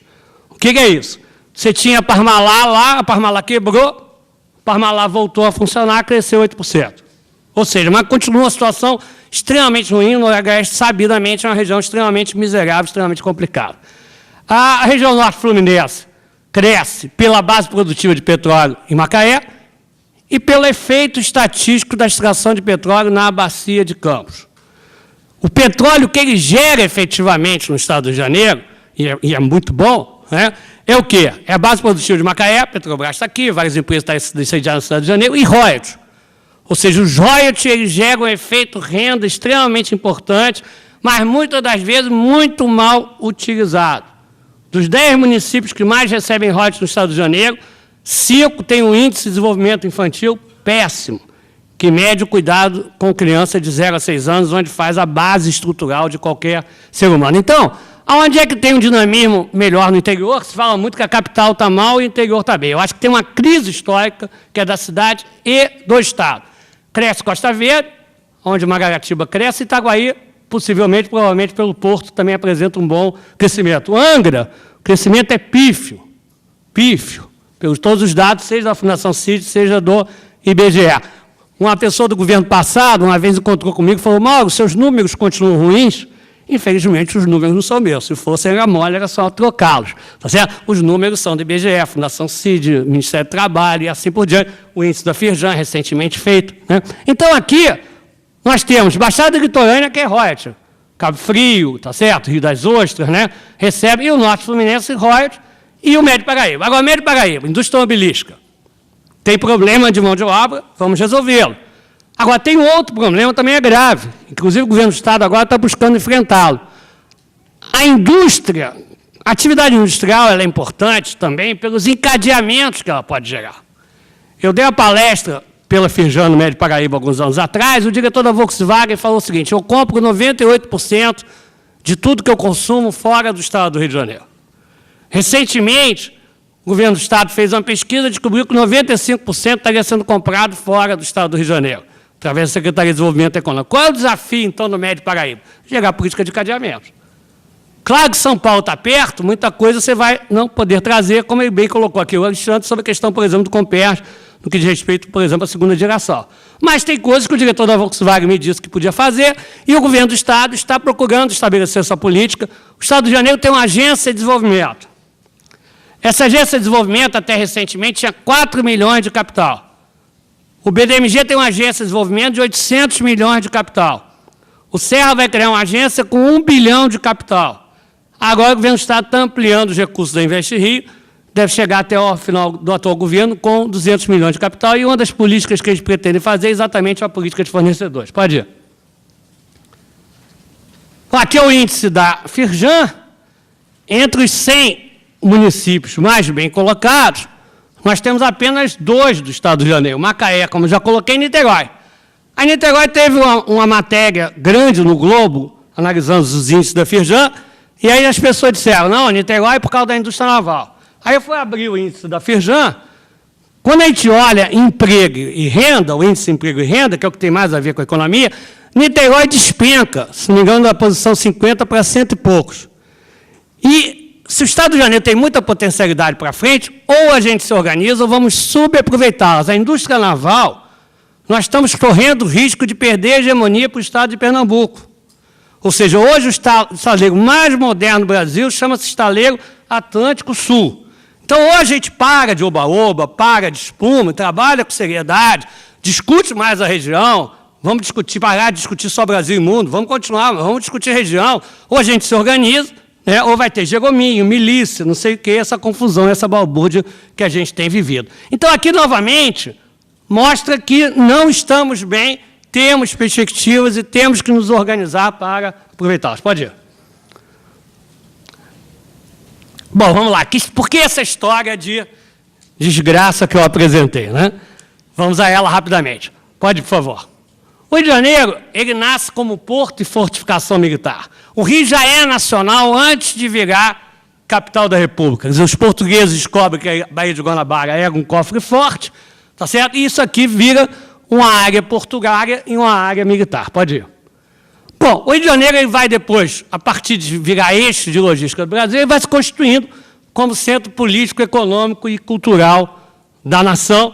Depois, a capital muda para cá no ciclo do ouro, vem a família real, comemoramos aí 200 anos recentemente, essa discussão veio muito à baila, e o Rio de Janeiro vai se consolidando como a cidade de referência externa do Brasil. Quem viaja para qualquer lugar no mundo, quando falar que é do Brasil, provavelmente, se a pessoa conhecer algum local no Brasil, vai falar Rio, até hoje, muito mais provavelmente do que São Paulo, por essa história da cidade do Rio de Janeiro. Pode ir. E o Rio de Janeiro vai se constituir no que o Júlio Argan, que é historiador de arte, foi prefeito de Roma, chama-se de cidade-capital. É o óculos da política, da cultura, tá certo? E o Rio de Janeiro é isso, da música, da bossa nova. Quer dizer, talvez o maior bem intangível que o Rio tenha seja a música. Estava vendo uma matéria na Veja semana passada, retrasada. New Orleans vem se recuperando, graças a Deus agora o novo furacão não bateu lá de novo, muito em cima do jazz e da gastronomia, que são patrimônios e bens intangíveis que eles têm lá. Então o Rio, ele, na verdade, ele é um espaço da cultura, do entretenimento, tá certo? Do turismo, né? Da hospitalidade do carioca. Isso é um patrimônio fundamental nosso, o que não quer dizer que a gente deva abandonar a indústria. Tá certo? A Zona Oeste, por exemplo, hoje, tem uma potencialidade enorme. A Michelin se expandiu, a CSN está lá novamente. Tem que trazer a questão ambiental à baila. Teve uma indústria automobilística que disse que não ia para a Zona Oeste porque a CSA poderia afetar a qualidade da pintura dos automóveis. Eu falei, meu Deus do céu, então e os habitantes que moram lá, né? Mas o Júlio Bueno me disse, não, isso é bobagem, foi frescura da indústria automobilística. Pode ser. Mas, de qualquer forma, a gente tem que estar procurando, numa cidade como o Rio, articular a questão industrial com a questão ambiental e, novamente, gerar encadeamentos. São importantes as indústrias. CSA, por exemplo, vai exportar tudo. Vai gerar pouco emprego. E a gente ainda trouxe chinês para cá, o que eu acho que foi um equívoco. Dava para treinar esse pessoal aqui, né? Ainda mais misturado com máfia, aí fica mais complicado ainda. Mas a CSA veio para cá, é excelente, está gerando 12 mil empregos na construção civil. Quando começar a operar, o Alexandre deve saber melhor do que eu, mas deve ser 400, 500 empregos por aí. Então, a gente tem que buscar encadeamentos, porque ela vai exportar tudo, não vai pagar ICMS, porque quando exporta não paga, isso é em todo lugar do mundo, é assim mesmo. Então, tem que buscar fornecedor para ela, articular encadeamentos para a gente se beneficiar mais do que pode se beneficiar sem nenhuma ação, sem nenhuma estratégia. Pode, por favor. Bom, o Rio de Janeiro, ele deixa de ser o principal centro econômico do país a partir de 1920. O café vai para São Paulo, já mão de obra assalariada, com muita migração, indústria crescendo, mercado consumidor, e em 20 o Rio não é mais o principal centro econômico do país, já é São Paulo. Vocês têm uma ideia, a velocidade que São Paulo ultrapassa o Rio? Em 1880, a cidade do Rio tinha 30 mil habitantes, a cidade de São Paulo tinha 300 mil habitantes. São Paulo era uma vila perto do Rio. Em 1920 já é a principal economia. Quer dizer que a crise do Rio começa aí? Não. Na verdade, de 20 a 60, o Rio cresce menos do que São Paulo, somando a cidade mais o Estado, mas cresce na média brasileira. Então, não dá para falar em crise a partir de 20, apesar de São Paulo ter ultrapassado. Por quê? Porque o Rio de Janeiro continua atraindo sede de grandes empresas privadas, empresas estatais que aqui se instalam, ou seja, o Rio Nacional continua gerando dinamismo e desenvolvimento econômico do setor financeiro aqui. E a outra questão, o Carlos Lessa é um economista polêmico, na Coisa de Rio de Janeiro existe um certo consenso da sua contribuição, e o Lessa vai trabalhar muito a ideia da autoestima. que é uma coisa fundamental no processo de desenvolvimento. E aí vai dizer o seguinte, o brasileiro ele oscila muito na autoestima. Até o início do século XX, nós achávamos que nós éramos idiotas e que os europeus eram fantásticos. Os europeus se matam 2 vezes em 2 guerras mundiais, a gente começa a achar que talvez eles não sejam tão inteligentes assim. E aí vem Barão do Rio Branco, a conquista do Acre, Semana de Arte Moderna, Sérgio Buarque de Holanda, Gilberto Freire, a valorização do tipo mestiço, e o brasileiro começa a modernização da cidade do Rio com Pereira Passos, e o brasileiro começa a se sentir melhor e menos cachorro vira-lata. E nos anos 50 isso tem uma grande virada. É claro que com a crise dos anos 80 nós passamos uma baixa autoestima de novo. Eu costumo brincar e dizer que o Diego Maynard nos anos 50 morreria de fome, ou faria um discurso diferente do que ele faz hoje, e no meu entendimento bastante complicado. Mas enfim, então o carioca, ele continua se desenvolvendo, e o Rio é o centro da autoestima brasileira. Bossa Nova acontece aqui, cinema novo, enfim. Então o carioca, nos dizeres do Lessa, achava que tinha feito um pacto com a eterna prosperidade. Pode ir. O antigo estado do Rio, pós-ciclo cafeeiro, vivia muito em função da capital estar aqui. Ou era o mercado consumidor carioca, ou eram as estatais instaladas no antigo estado do Rio, como CSN, Reduc, Alcas, Fábrica Nacional de Motores. Então, pós-ciclo cafeeiro, se a cidade do Rio era dependente da capital daqui, o antigo estado do Rio, tão ou mais que a cidade do Rio de Janeiro, e, obviamente, as 2 regiões vão sofrer muito, um baque enorme, tá certo? Se a história que eu estou contando para vocês é correta, a partir do processo de mudança da capital. Pode ir. Vai lá. Existe um autor que eu uso bastante, que é o Paul Krugman, bastante conhecido, que escreve muito na mídia, é um economista americano, e o Krugman, ele escreveu um livro chamado Economia Espacial. E o Krugman vai procurar estudar por que regiões são dinâmicas, outras regiões não são dinâmicas, regiões que não são dinâmicas, a partir de determinado momento, passam a ser dinâmicas, e as que eram dinâmicas podem passar a não ser. E aí vai dizer o seguinte, toda região sempre tem forças centrípetas que estão gerando desenvolvimento. Mão de obra qualificada, quando não tem um problema, infraestrutura, estratégias, enfim, porto, beleza natural, tudo isso é força centrípeta. Forças centrípetas seriam poluição, falta de infraestrutura, violência. Né? Enquanto as centrípetas forem maiores, a região acumula poder e riqueza. Se as centrífugas passarem a ser maiores, bifurca. Pode bifurcar ou no sentido positivo ou negativo. Eu acho que o Rio de Janeiro sofre um processo de bifurcação a partir da década de 60, exatamente porque o que dava o dinamismo aqui era o fato da capital estar aqui, essa era a variável central. O Krugman escreveu um artigo, quando teve o 11 de setembro em Nova York, que ele dizia o seguinte, se tiverem outros atentados terroristas em Nova York, no limite, Nova York pode deixar de ser a cidade mundial por excelência. Acho um artigo extremamente provocativo, extremamente interessante, era só uma hipótese, claro, uma hipótese bastante pouco provável, mas não impossível. Pode ir, por favor. O Krugman vai usar 2 autores na área regional. Um é o Myrdal, e o Myrdal vai trabalhar um conceito de causação circular cumulativa. Os economistas sempre trabalham muito com a ideia do equilíbrio, que advém da física. Então, oferta maior que a procura, o preço cai e equilibra. Procura maior que a oferta, o preço sobe e equilibra. O Myrdal vai dizer, não necessariamente isso ocorre. Podem ter efeitos que se auto-reforcem. Ou seja, um ciclo virtuoso pode se auto-reforçando e um ciclo vicioso também. Nem à toa que os Estados Unidos, pátria-mãe do liberalismo econômico, estatizou ontem 2 bancos. É exatamente para tentar estancar um ciclo vicioso extremamente complexo e complicado que aquela nação está atravessando, e é um dos autores que o Krugman vai usar. E vai dizer o seguinte, você pode entrar no ciclo vicioso e ele se auto-reforçar. E não dá para dizer onde é que é o limite disso. Pode ir, por favor. E o Richman, que foi o professor Fernando Henrique, é o autor de preferência do Zé Serra, que eu gosto muito dele. E o Richman tem uma coisa muito interessante. O Richman vai dizer o seguinte, não dá para dizer o que gera desenvolvimento. E aí, vou trazer uma ponderação, quer dizer, normalmente as pessoas trabalham muito a questão da educação, ela é fundamental. Mas, por exemplo, pelo dado da Firjan, o Rio de Janeiro é o primeiro em educação no índice da Firjan. E é o 8º em emprego e renda. Ou seja, você pode trabalhar direto a educação. Se não tiver outros fatores, a mão de obra migra. Você vai exportar capital humano. Nos anos 90, a mão de obra mais qualificada sai do Rio. Tem dados de trabalho do IBGE que mostram isso. Então, você tem que trabalhar a educação, que é fundamental, ainda mais na sociedade de conhecimento, mas tem que trabalhar um conjunto de fatores. E qualquer processo de desenvolvimento, o mais difícil é começar. Depois que você começa, o próprio processo vai achando as suas soluções. A China, tá certo? Quer dizer, 10 anos atrás, os economistas mais tradicionais dizendo que a China vai parar de crescer já já, porque não tem segurança jurídica. Continua não tendo e está crescendo. Por quê? Se é arriscado ir para a China, é muito mais arriscado não ir. Porque quem for ganha escala e vai acabar engolindo quem não foi. Então, a questão do desenvolvimento econômico é uma questão de uma conjunção de fatores, segundo o Richman, e o mais difícil é começar, e eu acho que no meu entendimento, ele está correto, e um outro autor que o Krugman vai usar na construção do seu texto da economia espacial. Pode ir, por favor. Bom, então a cidade, o Estado, entre 60 e 2006, vai apresentar uma trajetória ruim, primeiro, porque nós não temos reflexão regional. Tá certo? Nós temos uma baixa reflexão regional. Quando a capital muda, o governo Lacerda foi um governo bem sucedido do ponto de vista administrativo e modernizador. E eu defendo a hipótese, defendo isso na minha tese, já falei isso no Mapa de Desenvolvimento, quando dei a palestra no Copacabana Palace na inauguração, que o Lacerda, do ponto de vista estratégico, foi um equívoco.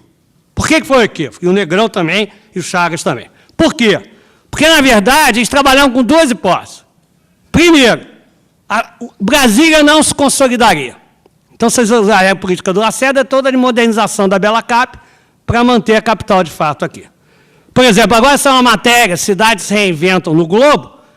Impressionantemente, boom, ficaram dos 11 ministérios, 5 continuam em boom até hoje. Uma entrevista com o Otávio Gouveia de Bulhões, ele falou, nunca tinha pensado nisso. Por mim, eu teria mantido. Em Nova York, a Federal Reserve está lá até hoje. Mas, na verdade, como a gente achava que a capital não ia mudar, nós não nos mobilizamos. Segundo ponto do equívoco. A Federação Industrial da época, da cidade de Janeiro, defendeu a tese de que o Rio, se a capital ia continuar aqui, os serviços iam continuar. Então, a questão era a indústria. E o Rio estava perdendo indústria para o antigo estado do Rio. Naquela época, no mundo inteiro, a indústria estava saindo do centro para a periferia porque ela estava crescendo. Surge o ABC Paulista em São Paulo. Como o carioca ele reflete pouco sobre o local, ele olha o que está acontecendo no mundo e deduz quase que automaticamente que o mesmo está se reproduzindo aqui. Então, na época, tá certo? Não, a indústria no mundo está mudando toda para a periferia, olhava os dados do antigo estado do Rio, a indústria estava crescendo acima da média nacional no antigo estado do Rio, a indústria está migrando. Quando você abre os dados, você vai ver que o fundamental que tem no antigo estado do Rio é CSN, Reduc, Alcas e Fábrica Nacional de Motores. Investimentos estatais. Não tem movimento empresarial e industrial privado indo para o antigo estado do Rio. O que acontece? Então fizeram uma política com a hipótese equivocada e que fracassou. Santa Cruz, em 73, tinha 15 indústrias do bairro inteiro. E lá estava o maior distrito industrial. Então, eu vejo que o Alexandre tem razão quando diz o seguinte, tem que aumentar o associativismo e tem que ampliar a discussão. Tem que ter mais indicadores, como a Firjan fez agora. Tem que ter um mapa de desenvolvimento. Tem que ter associação comercial se articulando e discutindo mais Rio de Janeiro. Quando o Olavo Monteiro de Carvalho assumiu a presidência da Associação Comercial, fui conversar com ele e falei, doutor Olavo, existe o Conselho de Ações Estratégicas na Associação Comercial que nunca discutiu o Rio de Janeiro. O brigadeiro Ganda trabalhava com a gente na Estácio de Sá na época, e ele falou, Mauro, eu sou desse conselho, a gente nunca discutiu o Rio de Janeiro lá, só Brasil e mundo. E aí o Olavo criou um conselho que eu tenho a alegria de fazer parte, e começou a Associação Comercial a discutir mais Rio de Janeiro, inclusive registrou o Partido do Rio, e isso é um desafio nosso, sem deixar de discutir Brasil e mundo, aproveitando a nossa história, mas vendo como é que aproveita. Senão vamos cair em outras parrelas, como foi a política de distritos industriais, que gastou-se muito dinheiro público e foi, na verdade, um fracasso. Pode, por favor. Então, por conta dessa fragilidade de reflexão regional, os economistas normalmente trabalham muito a questão da ambiente de negócio, que é fundamental, mas eu acho que tem que trabalhar a questão do ambiente de negócio e a questão de estratégia. Ou seja, onde nós temos mais potencialidade? Então, vamos pensar. Compers vai ser um investimento fundamental? Vamos pensar qual é a estratégia para ele, para trazer encadeamentos. Hoje, o Estado do Rio de Janeiro, do ponto de vista industrial, ele tem uma fortíssima concentração em siderurgia, extração de petróleo e material de transporte. Tirando esses 3 setores, o resto, a participação no país, cai brutalmente. Outro dia eu estava num debate na Associação Comercial e o economista falou assim, não, fez uma apresentação e botou lá, fumo. O Estado do Rio de Janeiro e São Paulo estão muito bem em fumo. Eu falei, não é possível. Acabei de participar de uma banca de dissertação de mestrado, fumo caiu de 20% para 1%. Aí eu não resisti, levantei a mão, falei, mas vem cá. Falei, não, me desculpe, é porque, na verdade, eu fiz uma estatística conjunta Rio e São Paulo. Novamente, nós estamos discutindo o Rio de Janeiro. Tá certo? Ou seja, temos que olhar a especificidade do Rio. É claro que o Rio tem muito a ver colado com o Brasil pela sua história, mas tem especificidade. Pode ir, por favor. Um outro ponto fundamental, e o mapa de desenvolvimento até incorporou essa minha visão, é que existe uma razão política decisiva para nós termos Estado paralelo, Jerominho, né, cheio de outro dia o cara falou, minha mãe nunca mais vai me chamar de Marcinho, né? Porque hoje em dia já chega a ser suspeito, tem no nome, né? Tá certo? São Zinho da polícia, né? Você tem um nível de criminalidade na Polícia do Estado do Rio de Janeiro extraordinário, que, graças a Deus, eu acho que o governador está conseguindo começar a combater isso. 90% dos policiais no Estado do Rio de Janeiro morrem em dia de folga. É muito azar. É possível, é bico, crime ou os dois juntos. Tá certo? Um nível de sonorização da corrupção que você não tem nos outros estados brasileiros. Quando veio a Força Nacional para cá no Pan-Americano, os policiais de Pernambuco ficaram abismados com o nível de armamento e com o nível de corrupção e de rejeição da população na comunidade carente às forças policiais do Estado do Rio de Janeiro. Tá certo? Isso aí está escrito, né? Então, nós temos pouca reflexão e pouco entendimento que a realidade é isso. O que aconteceu? O Rio de Janeiro tinha duas lógicas na política. Uma nacional. Então, o carioca votava por essa história, votava referenciado no debate nacional.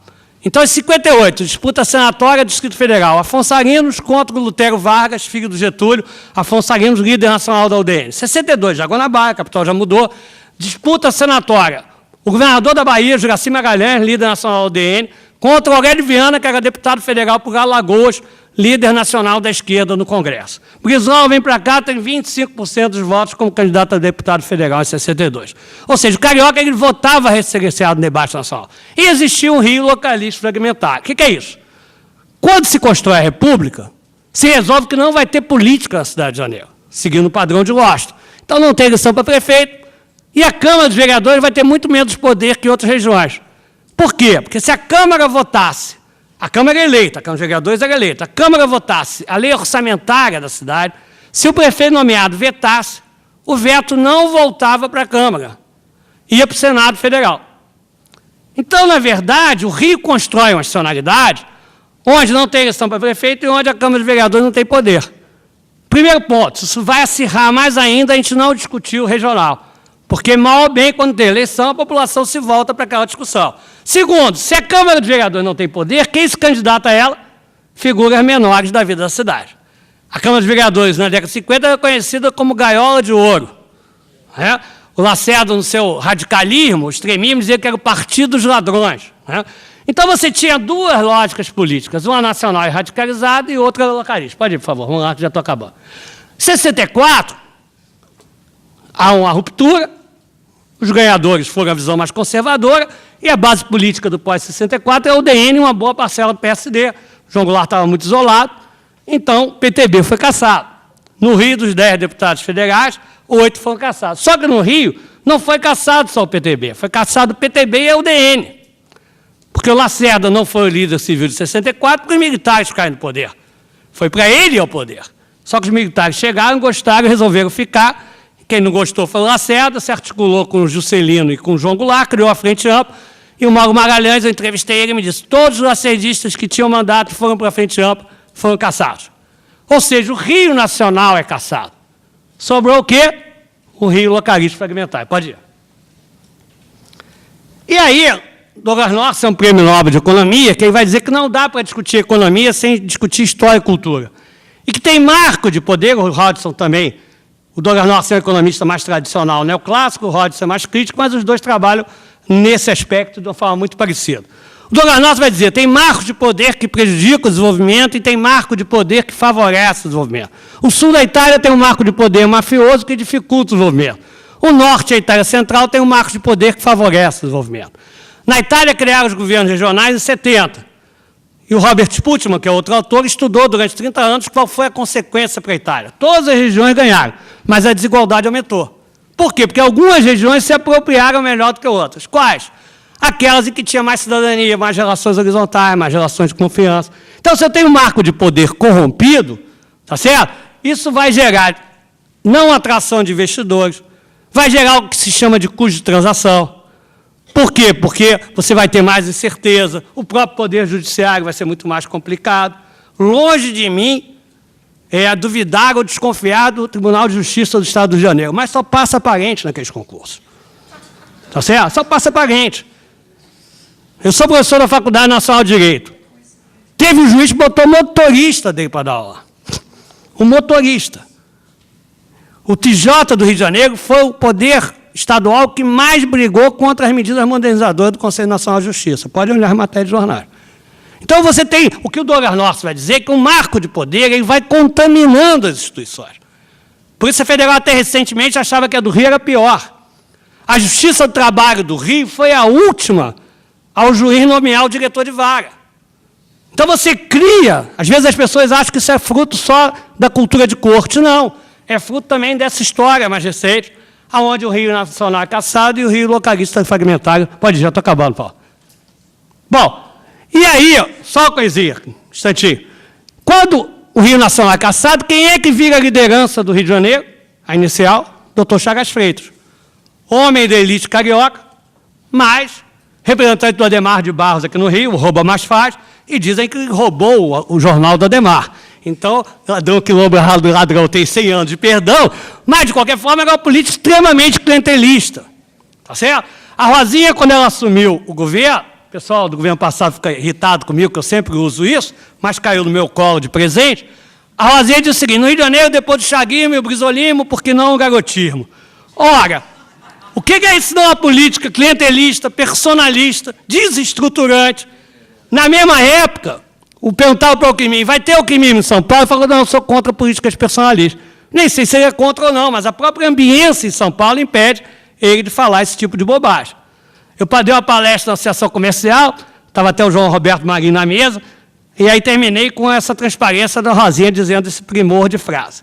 Aí o João Roberto me cutuca quando eu volto para a mesa e falou, dona Zoé Chagas Freitas na plateia já pediu a palavra. Eu falei, meu Deus do céu. Aí tá bom, aí eu disse que ela era muito simpática, as pessoas gostavam muito dela, dei uma ensaboada e tal, coitada dela. Se eu soubesse que ela estava lá, eu não teria falado. Mas o fato é, e depois ele disse que ela falou para um senhor que estava do lado dela, o que eu vim fazer aqui hoje, né? Mas o fato é que o que você tem no Rio de Janeiro é o chaguismo e seus sucessores. Moreira começou, quem é mais conservador vai dizer que a culpa é do Brizola, quem é mais de esquerda vai dizer que é do Moreira e do Marcelo, mas, infelizmente, é uma continuidade no mau sentido. Todos ou entraram articulados com isso ou ficaram prisioneiros no processo.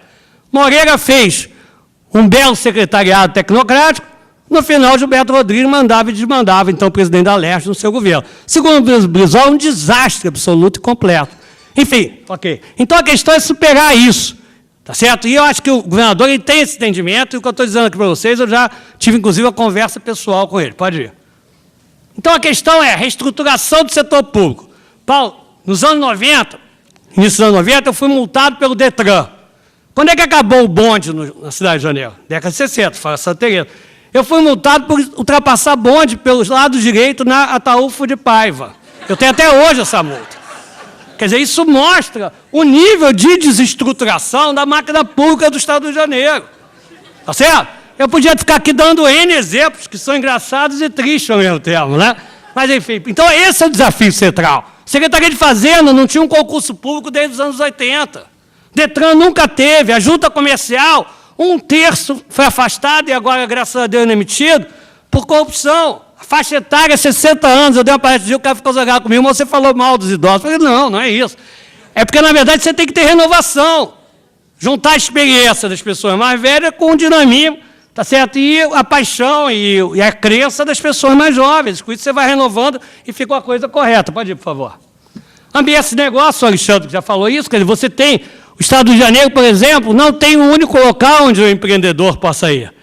Se você tem uma justiça mais complicada, isso gera custo de transação. A gente viu a matéria do Globo agora, a Favela S.A., o custo que os moradores têm lá por uma má ambiente de negócio, pela corrupção e pela criminalidade que tem. Pode ir. E aí, Alexandre, eu acho que isso aqui também é fundamental, e você também tocou, que é prioridade política de cadeamento e emprego. Ou seja, além do ambiente de negócio, verificar onde que nós temos mais potencialidade, e aí passa pela discussão da sociedade, Um ponto interessante, Alexandre, é que o Porto de Itaguaí, eu acredito sinceramente que é fundamental. O Brasil não tem hoje, no dizer do Eliezer Batista, que é um consultor que colabora com essa casa, o Brasil não tem um porto que faça com que o Rio e o Brasil estejam no roteiro principal de comércio internacional. Nós abrimos a economia, cada vez mais o comércio exterior vai crescer, e hoje os portos, os navios de grande calado só param nos chamados hub ports, são postos concentradores com grande calado que pode atracar grande navio. O Brasil hoje não tem isso. Santos está engargalado, o Porto do Rio está engargalado pela cidade. Na verdade, aparentemente, você tem 3 alternativas. Ou o Peruípe, o AIC comprou uma área lá, e se lá consolidar, nós perdemos essa possibilidade, ou o Porto de Itaguaí, ou o São João da Barra, nem tinha essa informação do Alexandre, tem a maior retroárea do mundo, porque todos os portos hoje importantes no mundo são portos de indústria. Mas o Itaguaí é uma joia preciosa para nós. Por quê? Porque não só ele tem calado, como ele tem uma retroárea de 10 milhões de metros quadrados, numa região extremamente complicada que é a Baixada Fluminense. Então, na verdade, se Itaguaí se consolida, o que vai ter de geração de emprego na periferia do Rio, mudando aqui a realidade que eu mostrei para vocês. Só que eu acredito que muita gente que está no Porto do Rio fica com medo do Porto do Itaguaí crescer e perder importância o Porto do Rio, quem tem investimento lá, ficar numa situação mais difícil. Seja do ponto de vista dos trabalhadores, pelos privilégios que ainda se tem na legislação antiga, seja do ponto de vista empresarial. E, curiosamente, o Porto de Itaguaí, conseguimos o arco metropolitano, e a presença do Porto de Itaguaí no debate é muito frágil e muito pequena. Ou seja, da mesma forma que teve Distrito Industrial, eu acredito que se a gente vem abandonar Itaguaí como hub port, a gente vai estar cometendo novamente outro erro equivalente. É mais uma preocupação que eu trago. Muito obrigado aí pela oportunidade, Paulo. Obrigado. Diante dessas duas palestras extremamente interessantes, evidentemente, temos N perguntas a serem feitas, então, para otimizarmos o tempo, gostaria que, acredito, pela organização e pela acústica do auditório, que temos um microfone sem fio. Então, alguém na plateia gostaria de dirigir alguma pergunta, fazer alguma pergunta para os palestrantes, por favor. Bom, eu vou começar, então, aqui. Eu vou dirigir para o Alexandre uma pergunta, Alexandre, que é, usando aqui as duas colocações, você me corrija se eu estiver errado aqui, professor Mauro Osório, mas, pelo que eu pude entender, Alexandre, nós temos um problema de qualificação, de mão de obra, evidentemente, que se soma a um problema de desemprego. Evidentemente, respondendo lá a pergunta do painel, temos um problema de vagas sobrando. Por outro lado, o professor Mauro Osório falou que temos bons investimentos em educação. Então, aonde que essa equação se fecha? Bom, Paulo, na falta da qualificação, nós temos realmente bons aparelhos de educação, sim. O Mauro foi com muita propriedade na confirmação. Desenvolvimento econômico não é uma equação de uma variável só. É uma equação grande, inclusive, de N variáveis. Uma delas, eu pontuei que foi educação, outras são as políticas do entorno. E essa questão que você menciona, Paulo, eu acho que, para a gente que convive com a formação de mão de obra, o Senai hoje está envolvido em todos os grandes investimentos que estão ocorrendo no Estado. E eu vou dar só um exemplo claro que ocorreu recentemente. O ensino médio ele é operado pelo Estado. Me corrija, Paulo. Está certo. Então, olha a dificuldade. Eu tive que sair às pressas para um confronto com um prefeito local, porque ele convocou uma coletiva dizendo que o Senai estava sendo protecionista, estava usando a artimanha do edital para que só passasse determinados munícipes por conta da indústria sendo um outro município ao lado. E nós, quando ficamos sabendo, tivemos essa informação, porque a pauta da entrevista coletiva, a TV nos procurou, eu literalmente voei para lá para pedir todo o processo do edital. E pedi a ele que não fizesse a coletiva enquanto não me ouvisse. Eu levantei todas as pastas, todas as provas, e apontei para ele todas as notas de todos os munícipes que fizeram. Ele estava fazendo o papel dele. Ele botou ônibus, ele botou alimento, lanche para os munícipes, marcou a hora da prova, ele fez o papel dele. O que ele não sabia era que os alunos dele não sabiam o que era aquele 2 em cima do outro número. Uma prova básica de matemática e língua portuguesa. Eu fui lá para me defender, causando um problema, porque ele chamou a secretária de Educação, ligou para o diretor industrial da fábrica, pediu porque ele ia fazer um reforço, ele entendeu. Então, aonde que essa equação não fecha? São nos processos de gestão.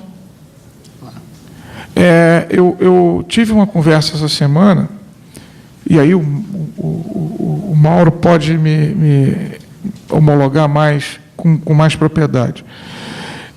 Teve um momento do ensino médio no Estado, me parece, Mauro, que é coisa de 3 ou 4 anos atrás, ou ainda há 2 anos atrás, tem municípios que operavam o ensino médio pelo Estado, que é o Estado que opera o ensino médio, em 4 turnos. Verdade. Procede? 4 turnos. O professor, ele ficava o dia inteiro no colégio, nunca mais voltava no colégio.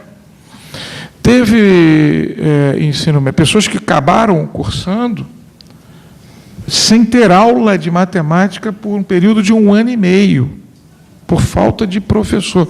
Quer dizer, os indicadores, os aparelhos, realmente. Agora, eu acho que a gestão, eu acho que a qualidade da gestão, nessa equação educação, ela tem que ser algo mais pontual em relação a isso. Quer dizer, ela não é diretiva, ela não é propositiva, é uma política de educação automática, ela não tem objetivo. Então, eu acho que essa, na minha visão, pelo que eu estou vendo, que pega a mão de obra básica, com a educação básica, para qualificar. E hoje não tem jeito, os equipamentos de manuseio na indústria tem que ter qualquer exercício que você faça na prática, tem que ter o maior talento que você tenha dos jovens adolescentes, você tem que ter uma educação básica mínima. Mauro, te passo a mesma pergunta. Tá. O Paulo César, com a sua inteligência, trouxe uma provocação interessante, e eu concordo plenamente com o Alexandre. Quer dizer, na verdade, você tem 2 situações no Estado do Rio de Janeiro, na cidade do Rio, né? Você tem uma educação municipal, que virou uma espécie de genia nessa eleição, né? Por causa da polêmica do ciclo, mas que, quando a gente olha, e eu acho que tem muita coisa que criticar a atual gestão do César Maia, não precisa criticar o que tem bom número. A educação da cidade, todos os indicadores, o da Firjan, o do IDEB, a cidade aparece muito bem, muito bem. Né? Quando a gente pega os resultados do Estado, o ensino médio, como ele colocou, aparece muito mal. Eu fiz um trabalho, agora saiu o resultado do IDEB, 1ª, 4ª série, 5ª, 8ª. Como eu sei que na cidade do Rio, no Estado do Rio de Janeiro, tem contraste muito grande, eu pedi para a pessoa trabalhar comigo para pegar os 10 melhores resultados e os 10 piores. A média do Rio foi muito boa, tanto 1ª, 4ª quanto 5ª, 8ª, mas quando a gente pega a 5ª, 8ª, tem escolas, as 10 melhores, que ficaram com média próxima a 7, que é padrão de país desenvolvido, e as 10 piores tinham nota 1, 5ª, 8ª, 1. Bom, aí mandei uma notinha lá para o Anselmo, ele publicou, me procuraram do dia, fizeram a matéria, a jornalista foi lá, e aí todas as 10 piores eram escolas estaduais, de 5ª, 8ª, que funcionavam de favor em prédio da prefeitura à noite, e a prefeitura, enfim, quer dizer, no dia seguinte está tudo direitinho para as crianças, não deixava, de 1ª a 4ª, não deixava funcionar laboratório, usar biblioteca. Então, as pessoas ficavam ali à noite sem nenhum tipo de infraestrutura. Então, por um lado, você tem um fato, que é o ensino da prefeitura bom na cidade de Janeiro e o ensino médio realmente muito ruim e como é um desafio. A outra questão que o Alexandre colocou, eu acho que é a questão do ensino técnico. Realmente esse é outro problema, tá certo? Aí você pega, por exemplo, eu fiz um relatório sobre o Polo de Moda Íntima de Friburgo, alguns anos atrás, e aí o pessoal lá, conversando com o pessoal do Senai C-Ticket, da Firjan de lá, trabalho excelente, mas, na verdade, eles cobram. Então, a parte das empresas também não poderiam pagar. Então, na verdade, você tem uma equação aí a resolver, e a UERJ, por exemplo, de Friburgo, ela não tem nenhum curso na área de moda íntima, nenhum curso na área de turismo, tá certo? Pela história como ela foi construída, novamente, volta aí a questão da falta de foco regional. E eu gosto de trazer essa questão da educação, porque eu acho que, às vezes, há uma sobrevalorização desse aspecto mesmo na sociedade de conhecimento. É claro que é fundamental, mas vai precisar de outros itens articulados, como o Alexandre também acabou de colocar. Mas eu acho que o ponto é esse, Paulo. Você tem o ensino médio horroroso, público horroroso, tá certo? E você tem falta também de educação técnica. Mas começar a ter crescimento econômico e faltar emprego é um bom problema. Faltar mão de obra é um bom problema, porque de alguma forma a gente vai se virar e vai resolver isso. O pior é não ter emprego, né? Bom dia, meu nome é Alexandre Girão. Gostaria de fazer uma pergunta para o Humberto ou Alexandre, ou quem desejar responder. Nós temos os fornecedores de mão de obra capacitados, que são as IAS, as IAM, ensino superior, e temos o ensino médio profissionalizante, que fornece mão de obra capacitada, e temos as particulares, as privadas também, as instituições que fornecem treinamento para profissionais capacitados. A princípio, a equação disso, para resolver onde está a carência de demanda, onde está a carência do pessoal capacitado, né, e onde está as demandas maiores, é simples. Ao meu ver, o problema é político, vontade política, a intenção, né, com a intenção política. Existe uma demanda na área, no mercado, como fazer essa equação da demanda que existe no mercado para o fornecimento desse pessoal capacitado. A princípio, é fácil equacionar isso. Eu gostaria de saber a opinião dos senhores em relação a como equacionar isso, entendeu? Onde está a maior demanda e que área industrial? É na área do conhecimento? É serviço? É comércio? É varejo? Onde está essa demanda? Mapear essa demanda, ok, desse pessoal carente, e por que não fazer essa... Existe uma dificuldade de fazer essa interação entre o mercado e essas instituições que fornecem a mão de obra capacitada. Existe um problema que eu não sei onde está o calo, onde está a pedra nisso aí. Posso? Claro. Bom, nós temos, eu acho que esse ponto que você está colocando, ele você varreu toda a situação do processo final, desde a política de desenvolvimento até o que você entrega, na sua pergunta. E quando a gente vai, por parte como se fosse uma visão de processo, o que acontece? Como o próprio Mauro colocou, na questão da educação, é uma questão de política continuada. Você não tem uma política de educação continuada consistente. Essa é a primeira parte do processo. Agora, quando você vê um ambiente que você não consegue, né, se organizar, essa questão da demanda, é só voltar um pouquinho. Com o que o Mauro apresentou, a queda toda da questão industrial no estado do Rio de Janeiro, na década passada. A migração ela foi automática, sem organização nenhuma, sem governança nenhuma para onde? Para serviço e comércio. Houve a concentração, você hoje começa a ter a política de renda, você fortalece esse setor. E agora, como é que você traz de volta? Você não traz de volta. E aí, você sabe qual é o grande problema? Um exemplo agora que está ocorrendo em Três Rios. Exemplificando na prática. Está sentado na mesa. Poder público que não pode ficar fora, a prefeitura local. Poder público estadual através do Investe Rio, através do Mauro Chacu e do Júlio Bueno. A Firjan, nós representando, o SEBRAE e os empresariados locais. Sabe o que é? Virou o jogo do rouba-montim. Inflacionou a profissão. Você hoje, chegando 35 empresas numa região que todos conhecem, por mais que ela... E olha que ela vai importar a estrutura da empresa, ela vai importar, não tem jeito, ela vai trazer o cara da planta dela, melhor lá não sei de onde, vai trazer o outro aqui agora. A base da pirâmide da capacitação profissional, do meio para baixo, ela vai ter. Então, o que nós estamos fazendo? Para a população do entorno, dos municípios, mas não tem jeito, se o poder público não ajudar, e o que mais tem, Mauro, por favor, me corrija, são linhas e projetos de capacitação no Ministério do Trabalho e Renda, Ciência, Tecnologia e Inovação. É o que mais tem, falta é projeto. Mas eu acho que você tocou num ponto da sua pergunta, que é vontade política, mas não é só a vontade, é quadro técnico. Dá dor no peito de ver uma reunião e que abrange o que nós falamos aqui, que é a questão do associativismo das entidades, de um grupo associativo, porque nós não temos mais como pensar em desenvolvimento se não pensar de forma consorciada. Esse eixo leste fluminense aqui, Niterói, São Gonçalo, Itaboraí, Tanguá, Rio Bonito, daqui a 5 anos você não sabe onde termina um, começa o outro. Agora, se você não pensar numa política de saúde centralizada com esse eixo, vai embora. Se você não pensar de qualificação, não tem jeito. Ambiental, eles ficam brigando para discutir o quê? Para fazer cada um aterro sanitário.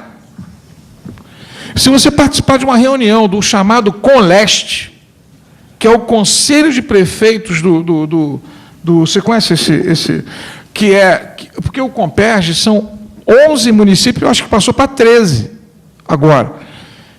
Você vê como falta o principal ativo para que isso nessa linha de raciocínio sua, que é juntar o quebra-cabeça. Falta quadro técnico na secretaria, dá dó de você discutir com os secretários, com os técnicos das secretarias municipais. São todos cargos políticos, são todos vereadores, não tem nada contra, mas são todos, não são técnicos. Então, você pega uma secretaria técnica de educação, você pega uma secretaria técnica de desenvolvimento econômico, de meio ambiente, você vai ver, é o vereador ou é o suplente que não se... Então, você não tem diálogo, você não tem conteúdo para discutir. Aí, isso acontece, os técnicos das entidades, no qual você citou, começam a não ir nas reuniões. Porque chega lá, a coisa não tem o olhar objetivo, técnico, nesse sentido. Acho que falta essa questão de olhar estratégico. Quer dizer, eu concordo com o que o Alexandre colocou, que, na verdade, quer dizer, o que falta quer dizer, primeiro, eu acho que tem a ver com o que o Alexandre tinha colocado de associativismo. Eu acho que falta uma articulação maior entre governo, entidades privadas, setor universitário, setor de ensino, né? Tem esse gap do ponto de vista do ensino técnico, como ele colocou aqui, né? Enfim, que a gente já discutiu dos outros níveis, né? E essa questão que ele colocou também é muito séria. Quer dizer, outro problema é o seguinte, outro ponto é o seguinte, a perspectiva de emprego, Paulo, aí na tua provocação, ela é muito forte para frente, tá certo? E tem lugares que já tem efetivamente hoje. Mas, Alexandre, se a gente olhar, por exemplo, os dados do CAGED desse ano, o Estado do Rio de Janeiro, ele até agora, esse ano, ele cresceu o emprego industrial um pouco mais da metade do que o Estado de Goiás cresceu. Então, de fato, você ainda não tem um crescimento tão grande do emprego assim no Estado do Rio de Janeiro. A gente aproximou da média nacional, mas a gente continua abaixo dela. Então, o primeiro ponto é que tem uma perspectiva de um problema para frente, que já existe topicamente em diversos lugares, como 3GIS, como ele colocou, e vai para frente, vai ter um problema maior. Então, vai ter que articular. As prefeituras no Estado do Rio de Janeiro têm um programa do BNDES chamado PIMAT, que é um programa para a modernização de gestão municipal. Até recentemente, eu dou consultoria à Prefeitura de Caxias, lá eles conseguiram, até recentemente, o Estado do Rio de Janeiro, não sei se continua assim, era o estado em que menos municípios tinham conseguido obter, por falta de projeto, os recursos do BNDES PIMAT, o BNDES está aqui no Estado do Rio de Janeiro. Então, essa história, quer dizer, de um quadro político particularmente degradado no Estado do Rio de Janeiro, vai bater no quadro que você está assistindo lá na região do Colégio. Quanto mais pobre a cidade, pior isso.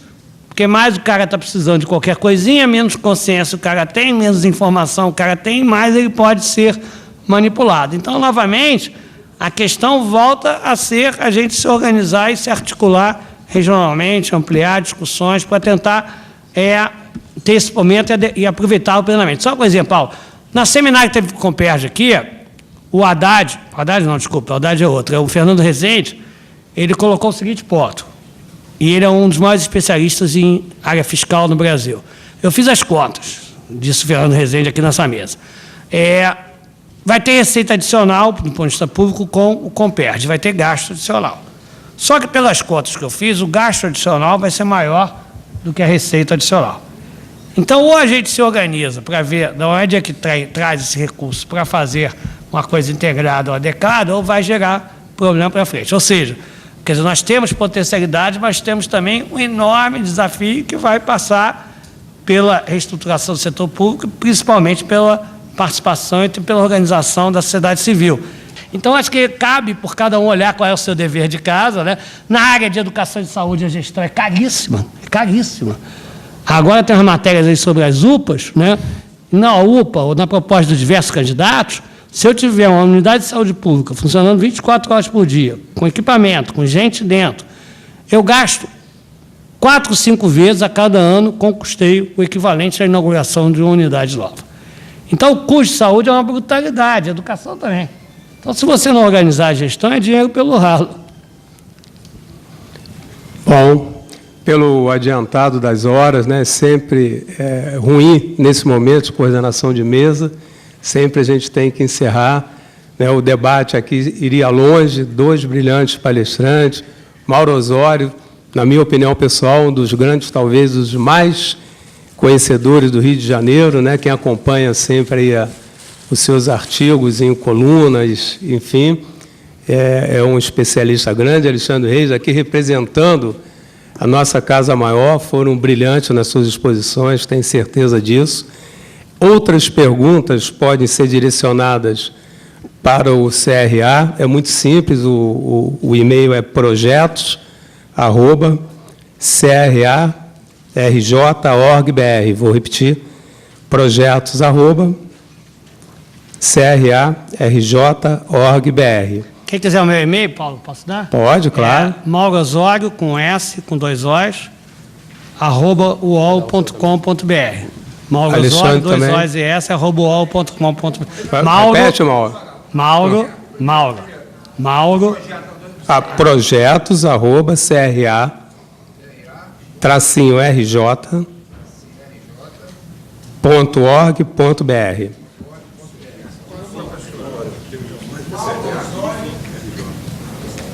Desculpe, eu falei CRA, falei tracinho, mas é o hífen?